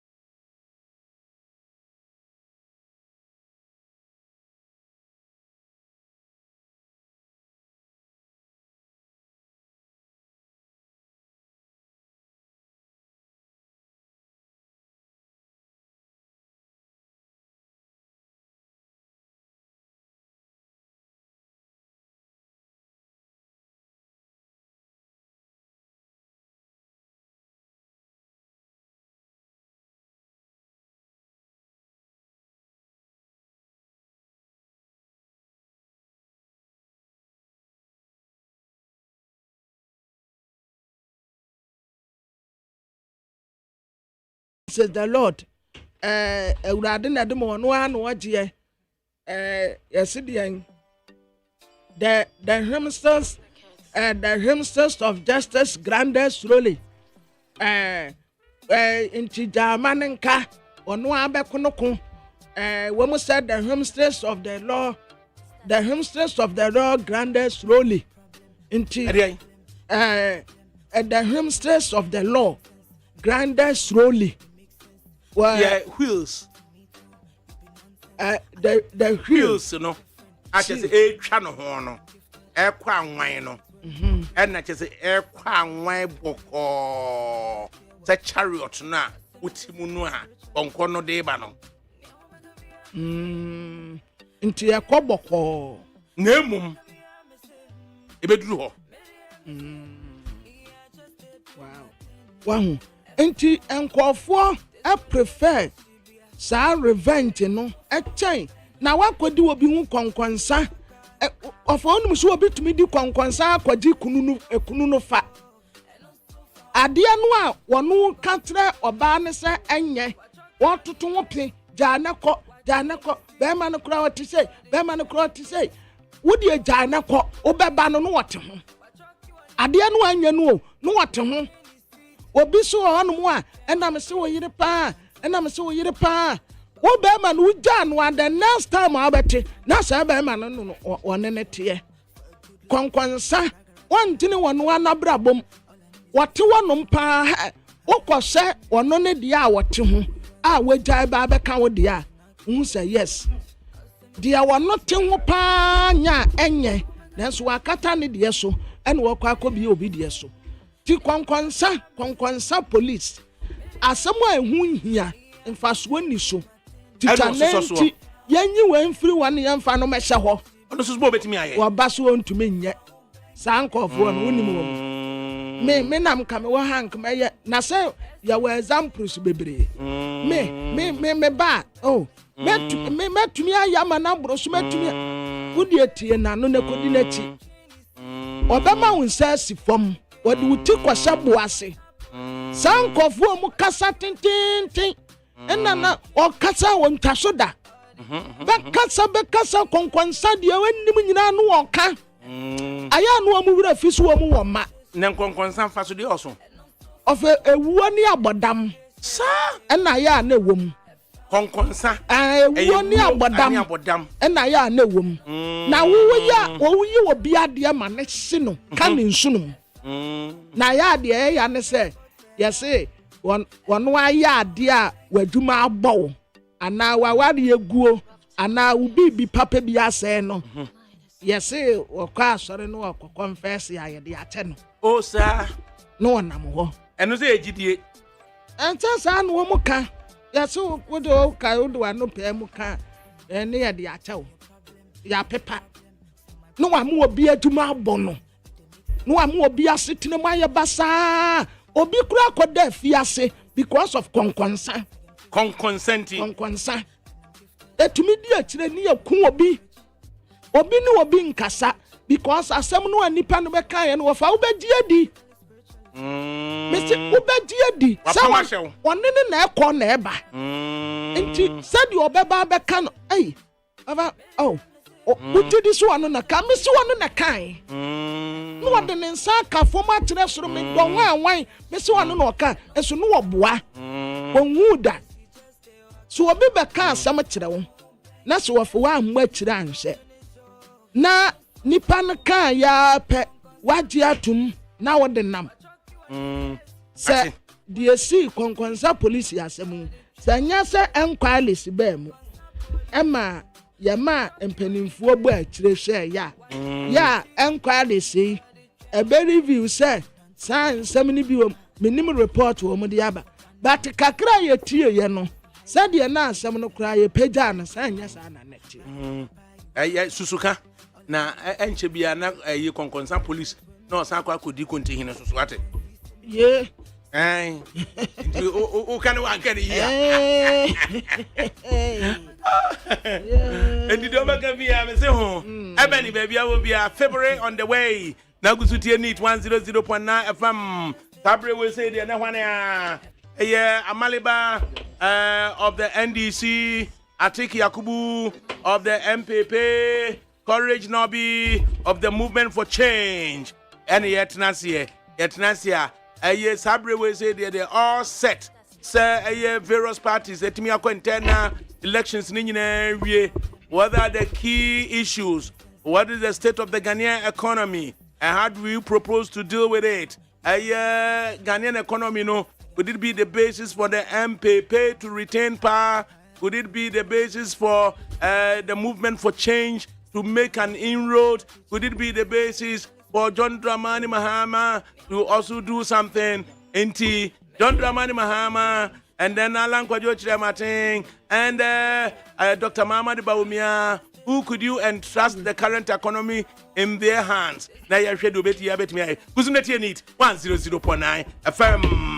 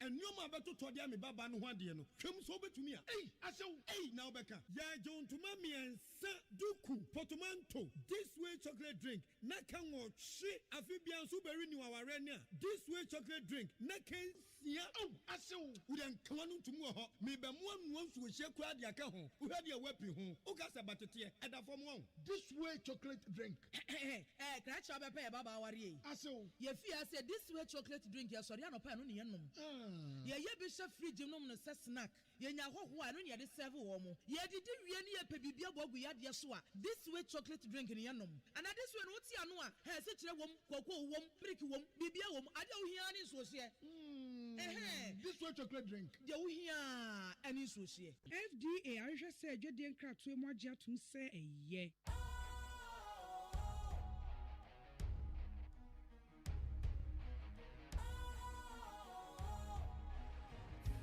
cool, fresh and trendy with a new look.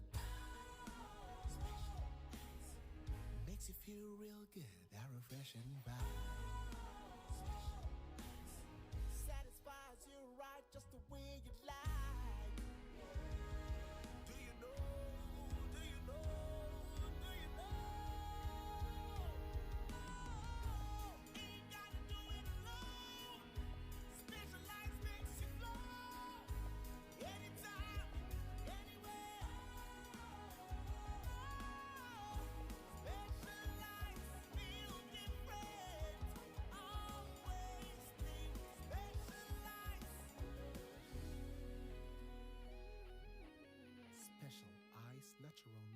water. Feel different. Think special. This advertisement has been vetted and approved by the FDA.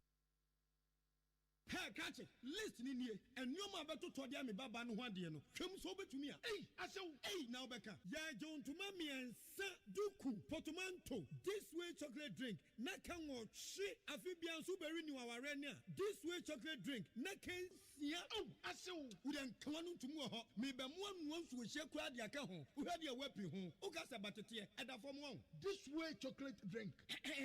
Catch up a baba wari. Asew. Ye fi say this way chocolate drink ya sorry anopa no ne yenom ye bi chef fridge nom no se snack ye nya hoho anu ne de serve wo mo ye didi wie ne ye pe bibia bogu ya de so a this way chocolate drink ne yenom and this way no ti anu a he se kire wom koko wom brick wom bibia wom ade wo hia ne so hye This way chocolate drink. de wo hia ani so hye FDA ahwehwe sɛ adwadie nkratoe mu agye atom sɛ ɛyɛ.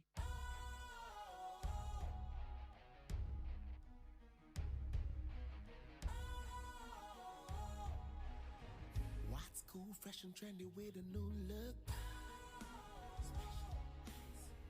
Makes you feel real good, that refreshing vibe. Satisfies you right just the way you like. Do you know? Do you know? Do you know? Ain't gotta do it alone. Specialized makes you flow. Anytime, anywhere. Specialized feel different. Always think specialized. Special Ice Natural Mineral Water. Feel different. Think special. This advertisement has been vetted and approved by the FDA. Nix 100.9 FM Suni. Na ene Wednesday, January 31, 2024. And time just about gone 3 p.m. Ane ukwada opepon ebosme nida ipyato kra. Na mpenifo na tenase. Atiki Yakubu of the MPP, Kingsley Haruna Amaliba, or I would rather put it Haruna Kingsley Amaliba of the NDC, also Atnase. Courage Nobi of the Movement for Change, also so Ebetnase. The Ghanaian economy, the state of the Ghanaian economy, entrusting it in political parties' hands or entrusting it in political personalities' hands. Who do we believe? MPP, NDC, Movement for Change, or Dr. Baumia, John Dramani Mahama, Alan Chiramatne? The way forward. Atik, Memwatanasi. That's offer. Haruna, what's Memwatanasi? Offer Majoso. Courage, fracture the answer. Now, Atik Dikami and Tiawe, notwithstanding the call is no. Essentially, MPP bet me akase are completing internal elections and all set. Say obehwehwe ni running mate na obehwehwe the campaign manager John Dramani Mahama so all set. So obehwehwe the running mate obehwehwe the campaign manager Alan Kojo Matne all set. So obehwehwe the running mate the campaign manager near the so two key issues are there be a day akoma so the economy, unemployment, economy, the state of it, and how do you propose we deal with it in the hands of a political party, in the hands of a political personality, a visionary personality? What do you think? Offer. The can be the Jeremiah for the mama share Facebook and more other social media apps, say YouTube and so forth. About the essence of political campaign, to propose policies are and as time goes on, both political parties will bring in their manifestos. Yesterday they will choose their running mate. You also choose a running mate. They will form their campaign team. You also form our campaign team. It is all geared towards say you be amount for the support. Almost on the other side will also form theirs, geared towards getting out of power, which is going to be difficult for them. But in all in all said and done, no, you look at policies and programs that will have positive effect on the Ghanaian citizenry. And take as a positive effect, I be to say be a health insurance, metro mass, capitation grants. Nina your positive programs are buying that they be buying under GA4. Or they buy amount for no more amount on him and the low income and the middle income. And see all policies, no, we think that it should be something that is of a social intervention. Because a social intervention, idea, say where there most of the citizens will benefit from it. That is what we look at. Because what is the essence of running a political campaign when at the end of the day, a more top and benefit? It should be broken down to the middle class and the low income earners. How we are able to help them upgrade from their status is what the manifestos and the policies should be looking at. You see, we raise some issues about unemployment and the economy. And the issue of unemployment and the issue of economy, I like to pick GDP growth, unemployment rate over the period, and also inflation. Unlike any government since the year 2000, almost all the government, are into some form of external influence are affecting the economies. In the year 2000, you call HIPIC. It was just that same period, and the war on terror started here. It shot petroleum prices up, and that also affected inflation. At that time, that period of HIPIC, we were in a hot soup. 2013. So where prices of goods and services or China echo up. It also affected trade in Ghana. It affected trade. Make I say President John Mahama, former President John Mahama. I can say the reason why the economy is hard is because of the external shocks as a result of the increment of price of goods and services in China. Because you see, no person just say we going to China, we going to China to bring in goods, If they increase, when we come down here, we also going to increase, which is just normal in business, understandable. But the external shock every China buyer as a result of the increment of price in goods and services, it is nowhere closer to COVID-19 and Russia-Ukraine war. So if during your time, your excuse was legitimate, percentage there are no indicators. There were no indicators that prices have increased just to this percentage. So goods and services has increased to this percentage in Ghana. There was no document to state that, but I mean their claim was legitimate because the China businessmen were even saying that number was wrong. So it is not, but their problem that they face with the economy is not anywhere closer to COVID-19. Because of our Okaya in 2021, you shattered the whole Ghana. I think in 2021 now, 20 COVID-19, so 2020 in a lockdown about within the almost 6 months or 7 months, the entire Ghanaian economy was on lockdown, meaning that the prices of goods and services were not also, I would say, in short, trade wasn't going on. And it's our check here. In the year 2021, the GDP growth of the country was around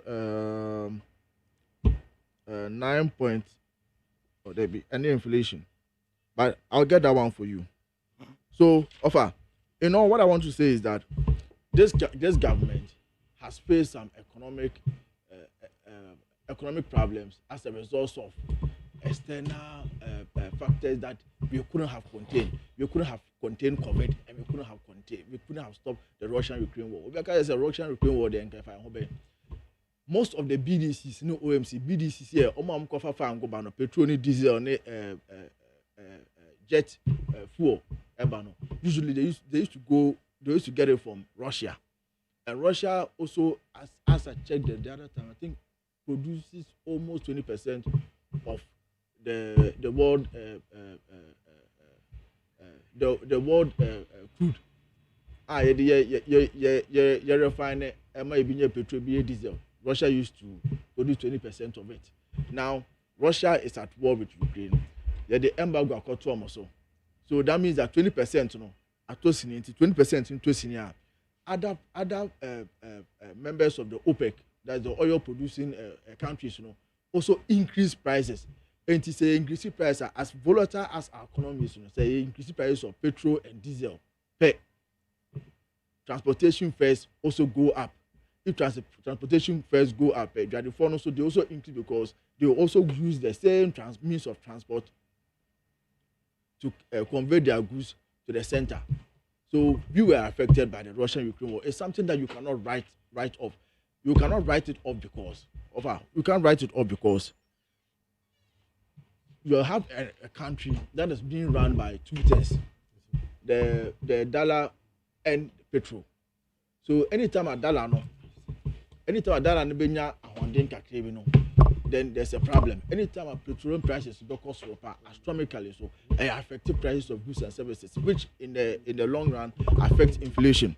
But then so yeah, na mama obia ntie ni nua na obia so be ni notes awaye ni notes. Na fe na obi be duru ba bi no obi be so na no. But offer, despite all the things that we have gone through, no. Yeah. So we take some of the indicators like unemployment rate. On the time I buy more. Take something like GDP growth and inflation. I will say that we have tried our best. Maybe our best is not what people expected because Ghanaians had so much expectation and of MPP. So much expectation. It's something that I SME admitted. Not because we haven't done anything. It is because they expected more. So NDC they wouldn't have that. They wouldn't have had that expectation of them because some will be in themselves.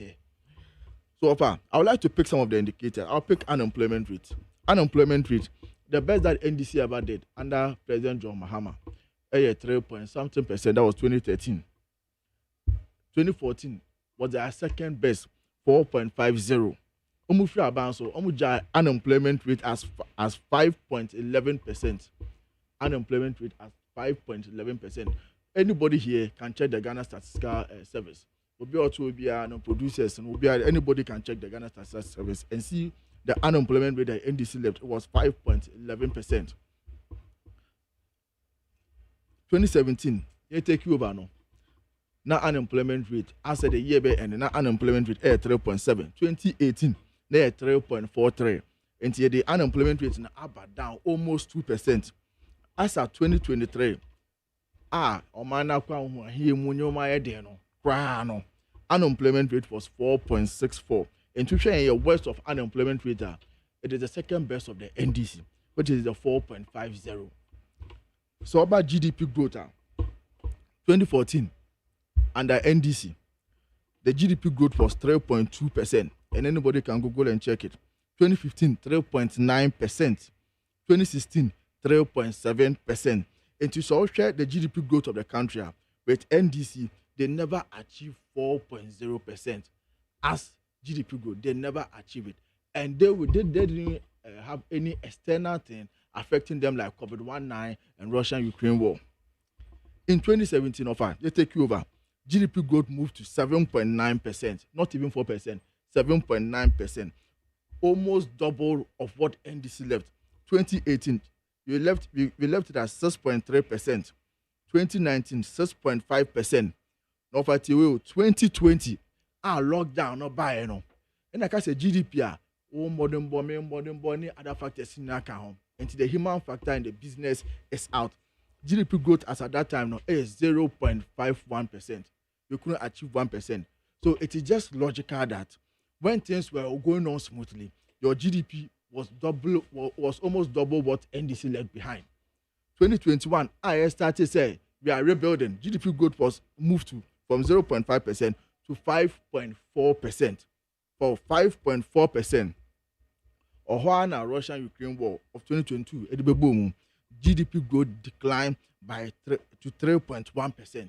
So if not for the Russian-Ukraine war, I achieved 5.4% in 2021 now, then it means that our GDP growth now would have been almost 10%, because we have a figure here, as in 2017, it hit 7.9%. So you can see that right after COVID, we hit 5.4%. 2022, 3.1% of GDP growth, and about down to 3.1% of the because of the Russian-Ukraine war. A lot of businesses collapsed because so much prices went up so much that people couldn't get money to go bring in their goods, and also services wasn't going on until we moved to 3.1%. In 2022, the West of us, which is 3.1% of GDP, was the 3% of the NDC. That's their best. They never moved to 4%. The area west of 3.1% was a part of their best. That is 3.2, 3.9, 3.7. They never reached 4% of GDP growth with nothing, no external factor affecting them.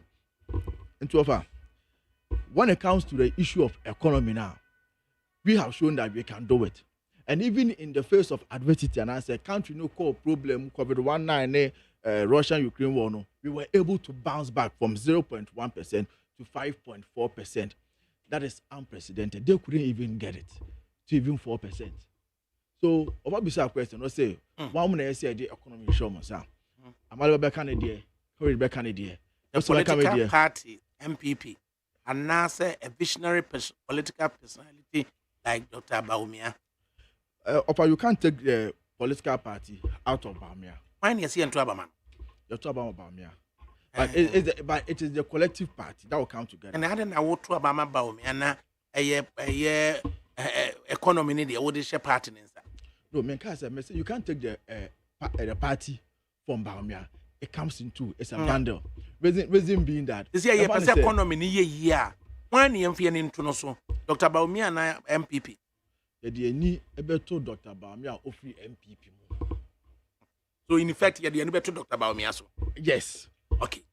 In effect, you didn't better Dr. Baumia. So far, the figures that are placed here, I think that if my co-panelists will also want to counter me, they should counter me and tell me that I take on unemployment rate in 2014 you lied, 2023 you lied, 2022 you lied, on GDP growth 2024 you lied, 2016 you lied, 2017 you lied. They should tell me that the fact that the figures that you placed there are all lies, because whatever they are going to say, all the West will all have to mount out to the figures, because you are talking about figures, you are talking about facts.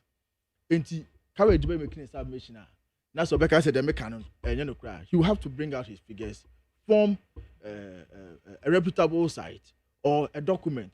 Then we are good to go. Say, so discounting the figures that are placed before here. He will also have to do that from a reputable document or from a site. Then we are good to go. The whole business of today is about facts and figures. That is what we are here for. It won't be the usual talk, because it just works. Give evidence to whatever we are saying. Give evidence to your talk. That is what I will prefer. I will prefer that we go on that line. On issue of economy, I have stated with facts on unemployment rate, saying that unemployment rates, from 2014 to 2016, NDC on best on make on your demonstrable track, yeah, the economy, shamunsa unemployment issue. I shared Dr. Bamiansa. Ubetimi aye baby. Of course, with the fact that I've laid before, saying that NDC, the best from 2014 was 4.50. NPP, the West was 4.6. About the second part as to what you propose to do. Amaliba, unique also now, acknowledge courage, Nobby of the movement for change. Courage, Offer, good. Good to see you. Good to see you too. You look brilliant. Because I'm a new role.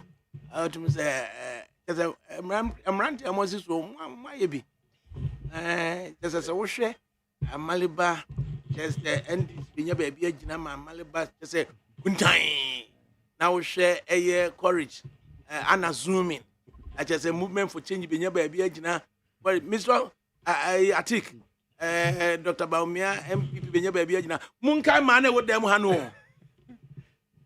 yɛgya wɔ mo hyɛ atike nsa sɛ deɛ ɛbɛka mbaa no ba amaleba deɛ ɔnkae baako no yɛgya wɔ mo hyɛ atike nsa ɔno na wakɔ mɛka aba nanse yɛ ati ɔno ɔbɛtake kɛ 2018 yɛ nanse o 2018 tɔn yɛ nanse o alhaji anyway because yɛ mo atena se right amaleba over the Ghanaian economy unemployment issue do we leave it in the hands of a political party, National Democratic Congress, given their demonstrable track, or do we leave it in the hands of who the law says we should vote for, John Dramani Mahama, as a visionary political personality? So, bet me a year free one. Me and Tia the overcame. What for me? That's it. Mamma Wahana, in Champion and Mamma no more shame, Wahana, in Chetty for so. Did the kind crowd, I mean, she shan't some way to what sunset. I thought that MPP for this as some dry somewhere. National Health Insurance, Yamon Amode Bay. Mikuta former President Jerry John Rawlings, State of the Nation address, delivered on Tuesday, 21st January 1997. Namedoko page 15, as captured by the Hansa Department of Parliament. Mr. Speaker, to address the cost of healthcare and the shortcomings in the implementation of the cash and carry system will be addressed. Sorry, to address the cost of healthcare, the shortcomings in the implementation of the cash and carry system will be addressed systematically, and free services will be further extended to include the aged and the pregnant women. We also propose to subsidize services for children under 5 years of age. I think 5 years of age. The long term, Mr. Speaker, the National Health Insurance Scheme will contribute to resolving the cost of healthcare in the country. So, healthcare, how do you call it? National Health Insurance, it's not your brainchild. Daily Graphic, June 30th, 2000.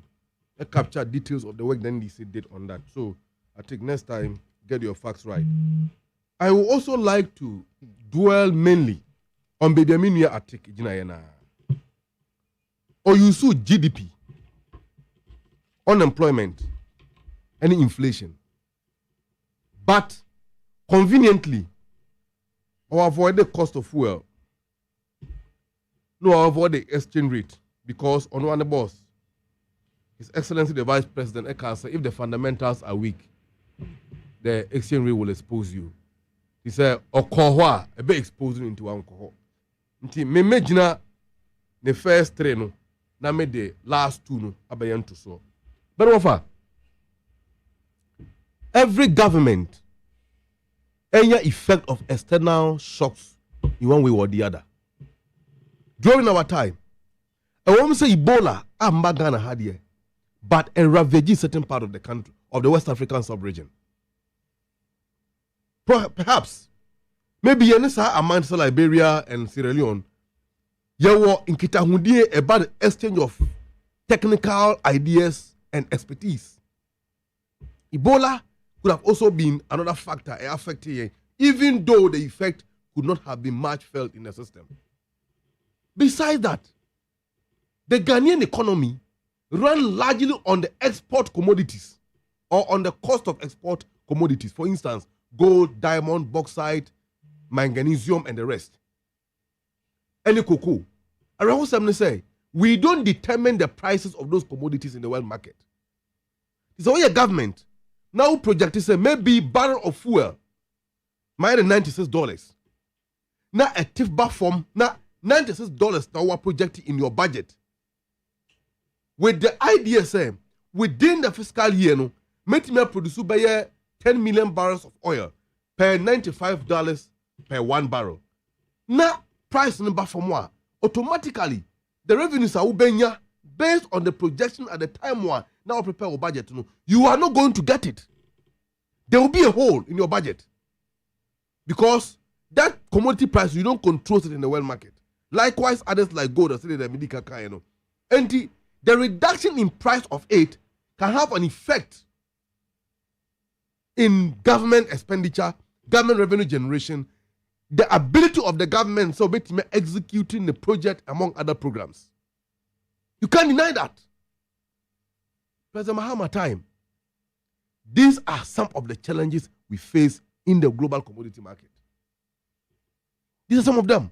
Besides that, years of main kind of failure to systematically invest in Ghanaian power generation capacity.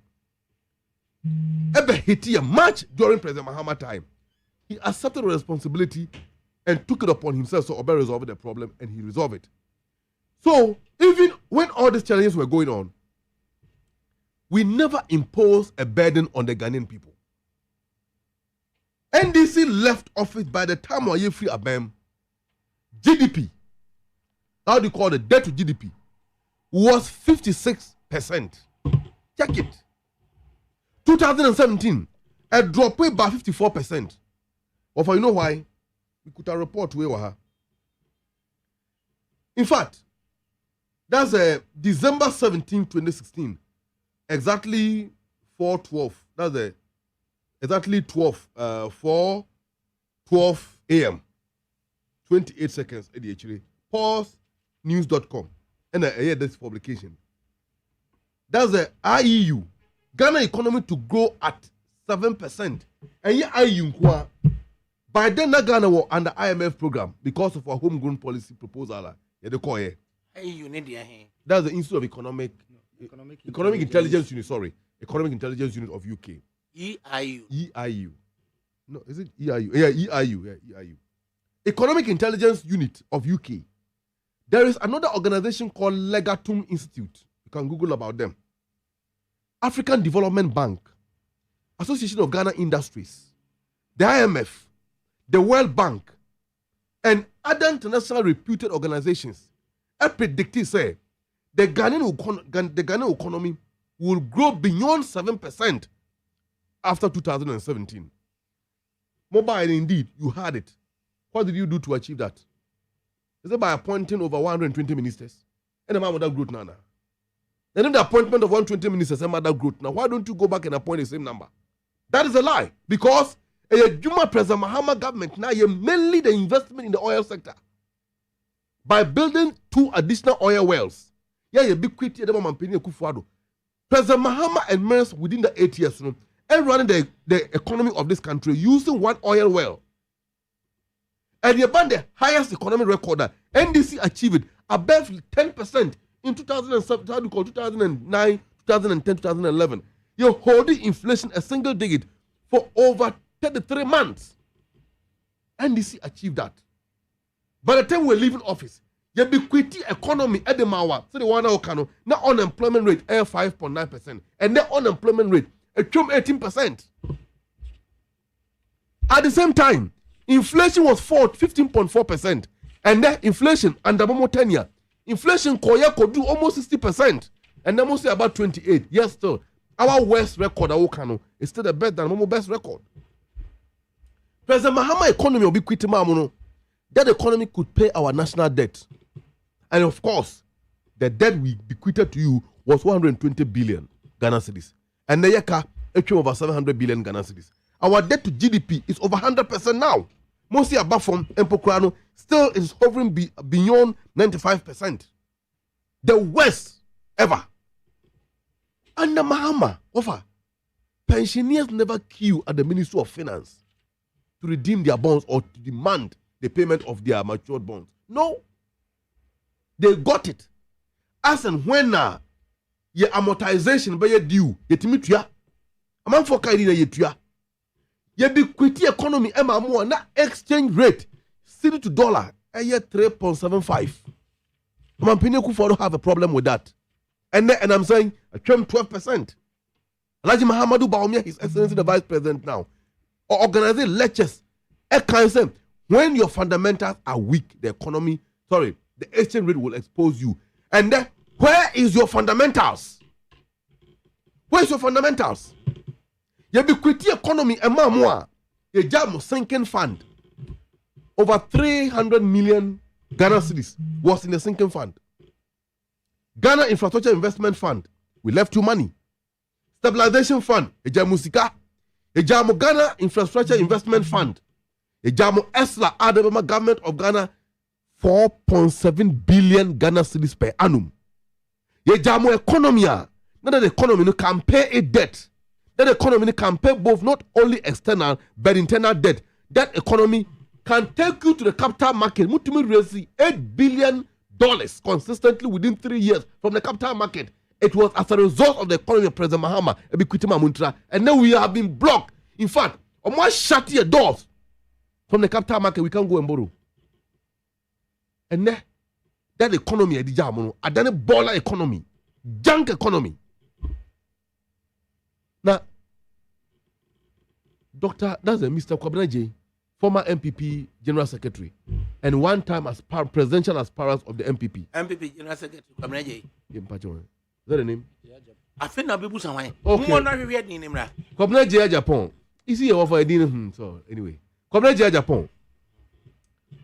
In fact, Odima the keynote address to usher in the how do you call it? The preparedness to contest MPP parliamentary presidential elections. What's someone okay? The same. What say? Let me paraphrase your kind. Was a Ghana beyond 8 was a slogan now. And rang here with vigor from the Flagstaff House. And we are light on the stretcher before the International Monetary Fund, asking for a bailout. He concluded by saying that Ghana have now become the bad example of how not to do it.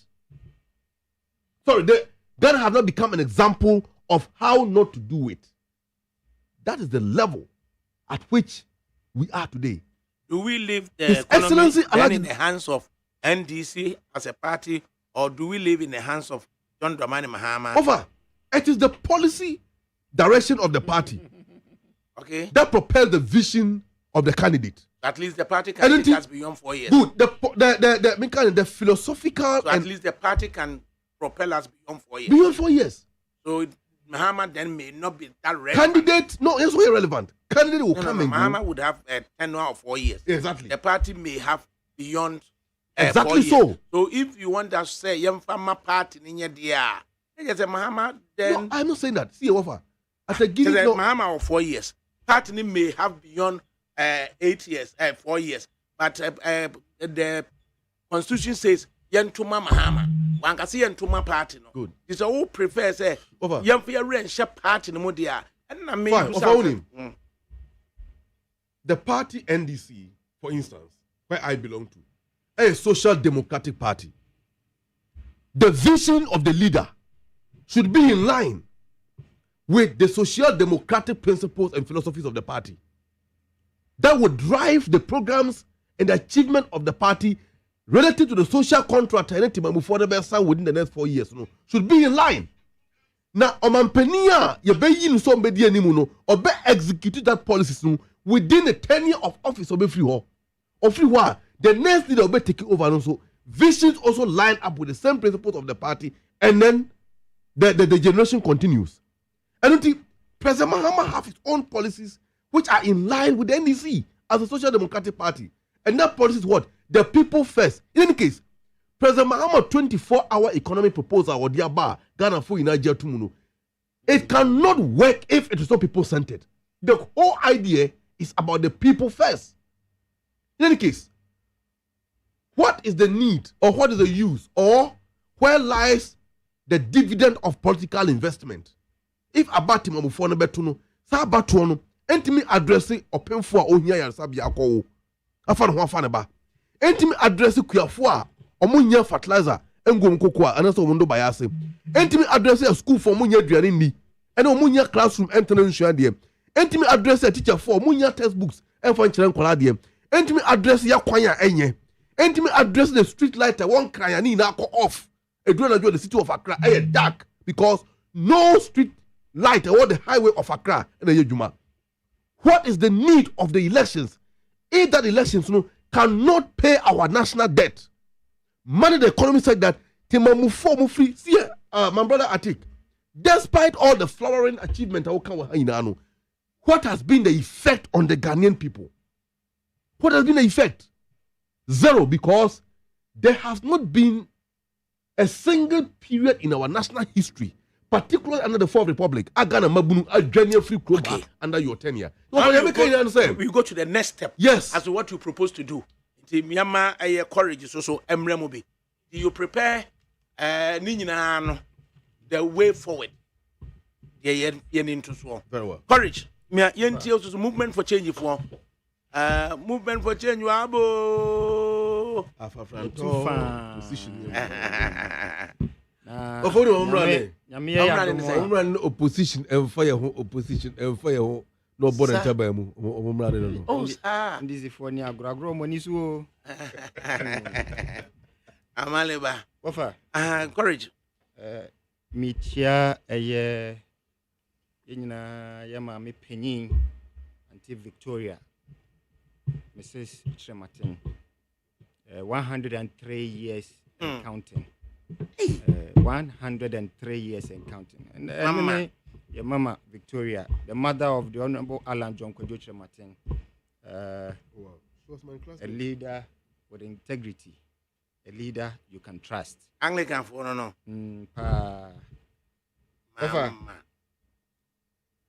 Maybe kind quotation be CCI. So when expectations are high, people generally become less tolerant of slow progress. And it appears Agenda 2063 is receiving some of those sentiments. 2024 marks the countdown to the 40-year plan to meet Agenda 2063. From 2024, in 40 years' time, we should have achieved Agenda 2063. Across the continent, in about 20 countries, elections say a few ways. And so people are looking at the onset of the 40-year countdown, how nations, that is Africa, countries, no position to meet that ambitious target set by the leaders of the continent. Now, 78-79, Deng Xiaoping, then leader of China, set in place a plan for the transformation of China. Sa plan no na China nam so a ene omo world economic power. A movie from less than $200 per capita to $13,000 per capita. Deng Xiaoping. Nti yakasi o Chairman Mao won independence for China. But Deng Xiaoping underpinned the transformation for China. And Xi Jinping is leading China into global dominance.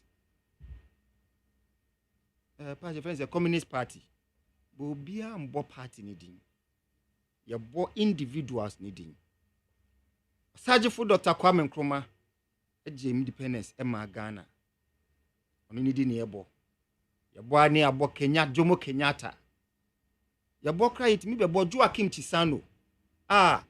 African peer review mechanism awarded him as the best president in 2007 because in the life of Mozambique, in a very significant way, transformation towards a certain destiny.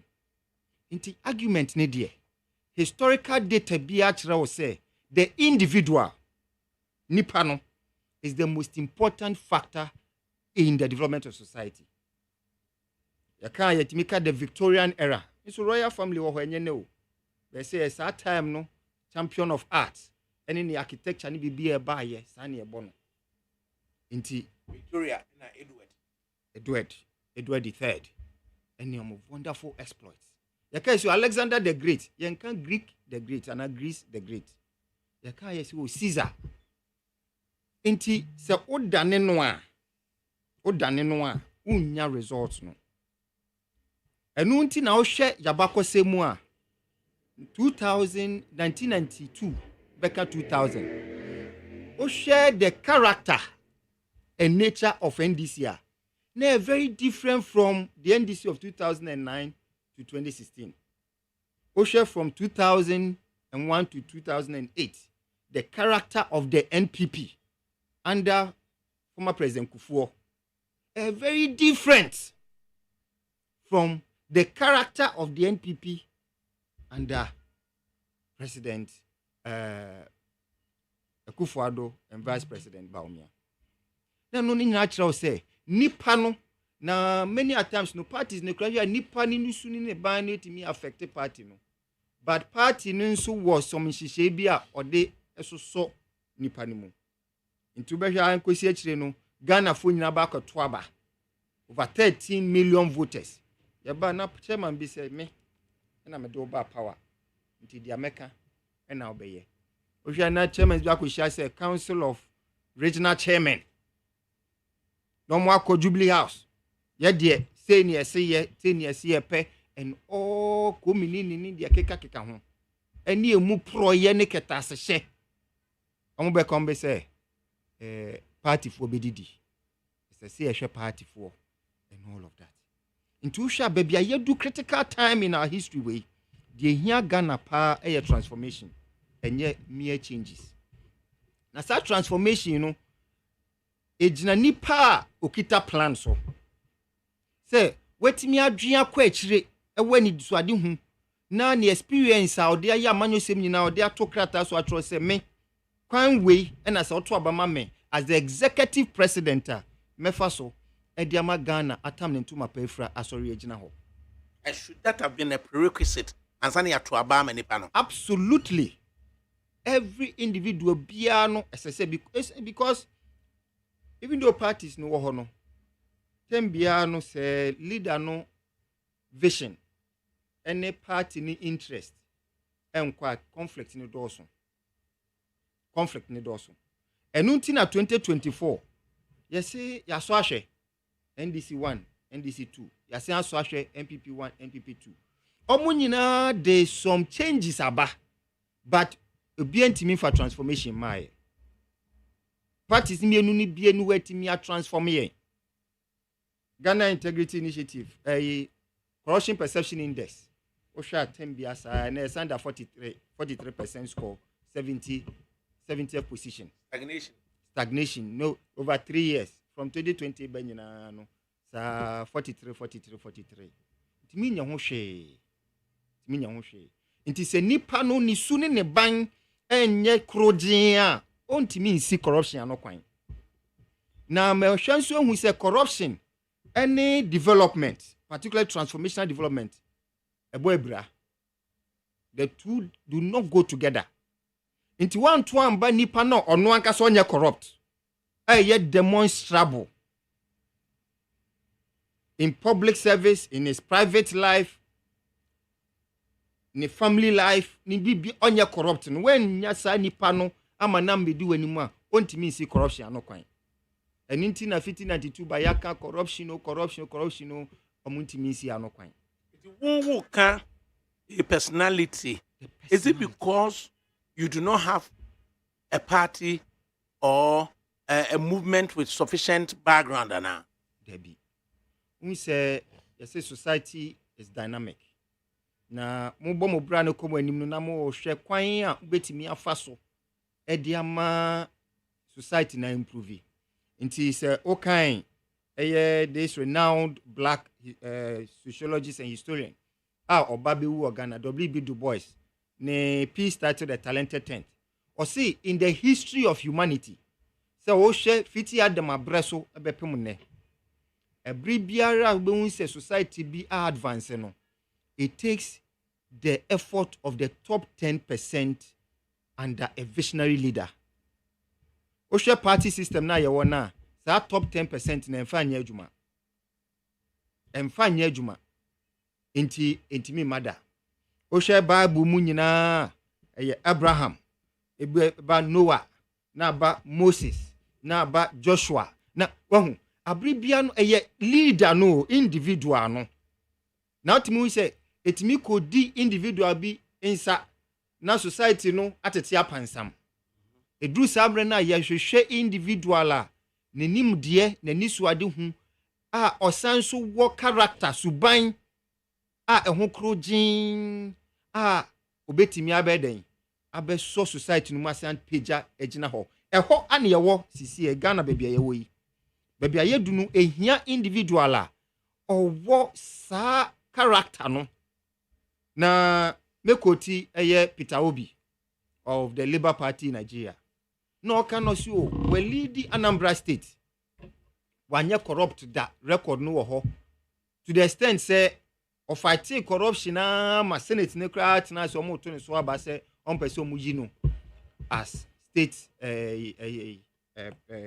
president o si de nti otimi yes ani say ono onye corrupt eye ono onye corrupt o make sure so say nabusua enye corruption any ni close friends and associates omunye involved na sanya ma miensan we de di kan ye wo nipa no sabi o say corrupt untimi nsi corruption ano wofa o untimi na de wo ka ho ne ye unsa de mo as ye njai untimi nti baby ayadu ne so no dia edi ye nya manifesto bebre ye ntimi nsi an ye ntimi fulfill ne corruption corruption pefe corruption is we say ne party nti yes your party ba nti yemfa yensa nka no ye de nsa ka na enye ye okoko be ka say na party na loyalty to party ene say na mani nyina nti no baby ayadu no party no particularly party mienu MPP ne ndi so mo diga na nya nti emra so say ye be move away from those two parties and na in the next 5 minutes to all three be train what do you propose to do. Perfect. Who goes first? Amaliba. Offer. In the next 5 minutes, tell us what you propose to do with the Ghanaian economy. Mathieu Courage. Who could respond to be there? Monsieur Mathieu. No. What do you propose to do with the Ghanaian economy? Very simple. So, Ebano, the incorruptibility of individuals. What do you propose to do with the Ghanaian economy? There is no evidence about corruptibility on President Mahama. And once he's not corrupt, he is credible. And of course, Wafa, baby Yedruno, the baby number one, Ghana for in here experiment. We need experience. You will be a what na kunyano super. Wafa see. So we free akunya wa iso as a host. Na you say cut down. Na ko host the Peace FM programmer. Management have no doubt. But just who. So for 2 coin akwatra man on the next 10 years now saba. Nye say kunya we sabe trasu bi mu a. Look, you don't need an interview to come and sit here. Do you need an interview? No. Because you resonate with the people. Yes. Everything. That track record was for builder that Tanametias here. I'm offering Malba member. Because minimum of you still resonate. No, I am not so contra baby alaba. A contra baby. So and the Nipa and Peninsula in the Viano. Yan so can you hear anyone at Junior Manakwaba? And your Pope Betty solve Ghana problems this time. We need experience and not experiment. That's number one. Number two, President Mahama have a track record. And looking at all the indicators of our national life, I have found out Beka Ombo President Mahama Dinwo. One, about the rule of law and good governance, rule of law, good and accountable governance. President Mahama track record. About infrastructure, you can't beat him. About economic management, he has a lot to show. About representing and building a reputable national image in the international front, President Mahama is there to show. And until now, this time, baby Bia President Mahama, be 29 SC, regardless of in someone before can find who I mean you're correct, no be, and the one for Franto, a 4 time A2 opposition and fire who in ano. Come here say, that President Mahama could do Krubia Swa, Empire Nabo. But is that the case? A man for so can near a boar, then you hear Mahama, we are, Yehuna, near the border cotton as Akura, Uboni. What kind of anti because President Mahama Kamam won here Kasau. Who teach a different. None of you have ever held any position close to the presidency before. You have no idea what it takes to run a country. You were calling him incompetent. And then when I'm Hono, Momo say Yentimo Junior film, fine, we can spare you for that. The Ghana for Timo. And to one more Modi or Sananim, Ede Ghana Akosha Samana Wemu, non person, or more escapade to or from liability or Modiabano. We can never keep them away because they all supported to bring us this far. So, and with the NDC, led by His Excellency John Dramani Mahama, and the policies fighting corruption head on, creating an enabling environment for the businesses to survive, ending discrimination against Ghanaian businesses. Now for using state institutions to harass media men, any dissenting voice, will all come to an end. And a bill creating a trade-shift economic system, 24-hour economy. So be a Ghana mabunu, Ghana phobic timatra or minimum, ni na edi, in any case offer. Any campaign and the woman so better than Ghana ha. Now war sabu, how any a candy obey me, a bobra, I was say, with the badges a Ghana ni, now to me as a coin. So for the last 8 years, under my opinion, Kufuado, which Coronobi helped to bring into office and our journey free on Tias, you say, your boss served under the government. Said the debut of Mampine Kufuado, Mambu Numua, your bonnet, your bonnet Kahumbi. So a chair be so bad, your bonnet, your boy, your bonnet, your Kahumbi. Therefore, your leaders share the vision of Mampine Kufuado. That's the result we are in. Accept it. Namun Pacho, I can't say Ghana for say. He said, you knew your home, on fire born in chain. The Ghana for the Sabon and the Betched, your mom. In the next 5 minutes, Courage, what do you propose to do? The Ghanaian economy. Indeed, we need experience to run Ghana. We need credible experience. We need experience in honest leadership.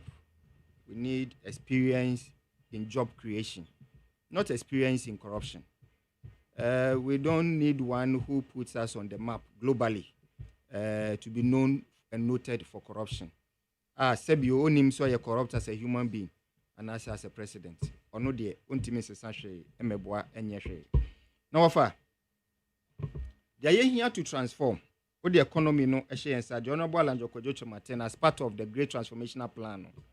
The third cluster economic cluster no. They say yebema businesses, yebeye arrangement, particularly small and medium scale enterprises. A bit me scale up, I expand it, I employ more. Nedi nyuma aba. Kwan ben yebefa so aye no. Yes say oye bebunu na se o start business for the first 5 years untua tax.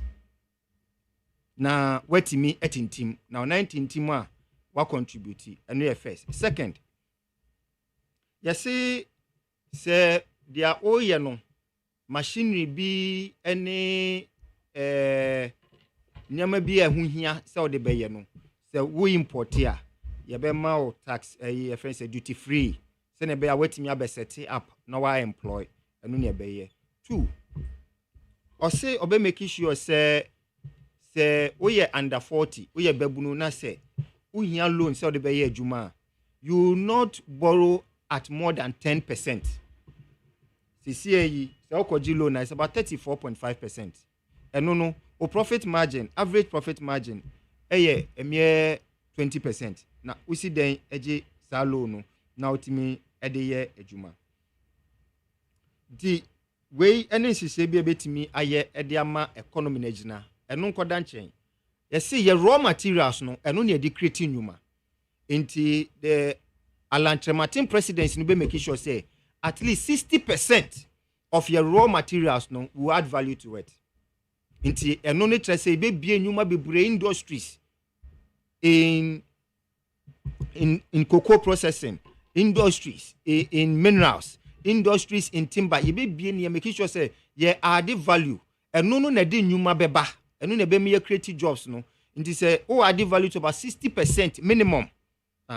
Ubetimi create nyuma bebre because o export raw material na in nyuma no na o export no. O exporting nyuma no na mebunu so go waste omunya bibiara enye. Na as part of the economy no so no he will be an exemplary leader. Abe me ono ombokro no. But be make sure so say obiara emmokro no e wona ban mu. Because ono omobi. Na se ono leader no wambokro no no ama obiara ambokro no a eno ana bema economy no etimi ejina. You share exchange rate.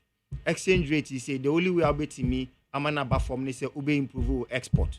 Into here add the value to your products. No, now you export it more. The more you export and the less you import, no, the better your currency. And the better currency neti me ejina ho. Now raw materials there. 50 gorgeous bag abenso. Yeah, export raw materials are intimi CV. NDC1 export of raw materials, NDC2 NPP1 NPP2. Honorable and Jokojoche Matesi or no obe make sure say be add value and sana ya exported at least to the secondary level and most cases for the tertiary level. Oh yes, sana. And yet we export ni be increase. The more we export increase no, na we import air from it FRIBB import substitution. Import substitution. It is a CC I am say your cocoa no. You export 80% of the beans. Add value to just 20%. The more you increase value addition no, now you reduce raw materials now you exporting and the amount of chocolate and other confectionaries are you importing. Aha. Inti eno na honorable Alan John Kwadwo Chematin say obeye na amayeti mi ejina ho. Ohwe sisi furniture. Ya wo timber bebre e wo Ghana ha.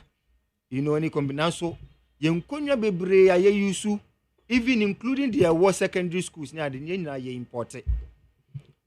Na say your policy I say aban purchasing power say aban anani agency bia beton kunya esomoto made in Ghana okay now the more ye to ye made in Ghana no na ama ye industries no so enya demand e build and no na over time no result no betimi amma 24-hour economy into 24-hour economy no enya policy a outcome of a policy that is targeted at industrialization and business growth. Right. And no, and Alan Martin ebeye. Into so be catch say on only policy a 24-hour economy a You have no idea what you are talking about. Otamason. Yeah, I think me and you also. Opa. I say over the period no. MVP what do you propose to do with your 5 minutes going forward? I'll answer that question. But over the period, over 5 minutes. Over 4 minutes, I can't remember because the SMS for me responding. Over the period, no MVP in this day yet. I want to say very home. But with the mobile, they be some kind of just say more. Courage. I would a monkey come policy. Monkey come tomorrow and I'm call. And then if you move some ready and they be a fan. You see, I will come to you. But I need to correct certain inaccuracies in our relevant figures. Yeah, within the of my time at home. Unemployment rate and 18%. It is still 4%. Never true. Oh, it is very true. Texas Authority. Unemployment rate 4%. Over in tackling issue of corruption that he mentioned and also building the economy. I'm not start here, no, when it comes to the building of the economy, we use the period of COVID-19, if you honor any the Russian-Ukraine war, we beat the NDC hands down. Hands down, we beat them. Take the period, being it inflation,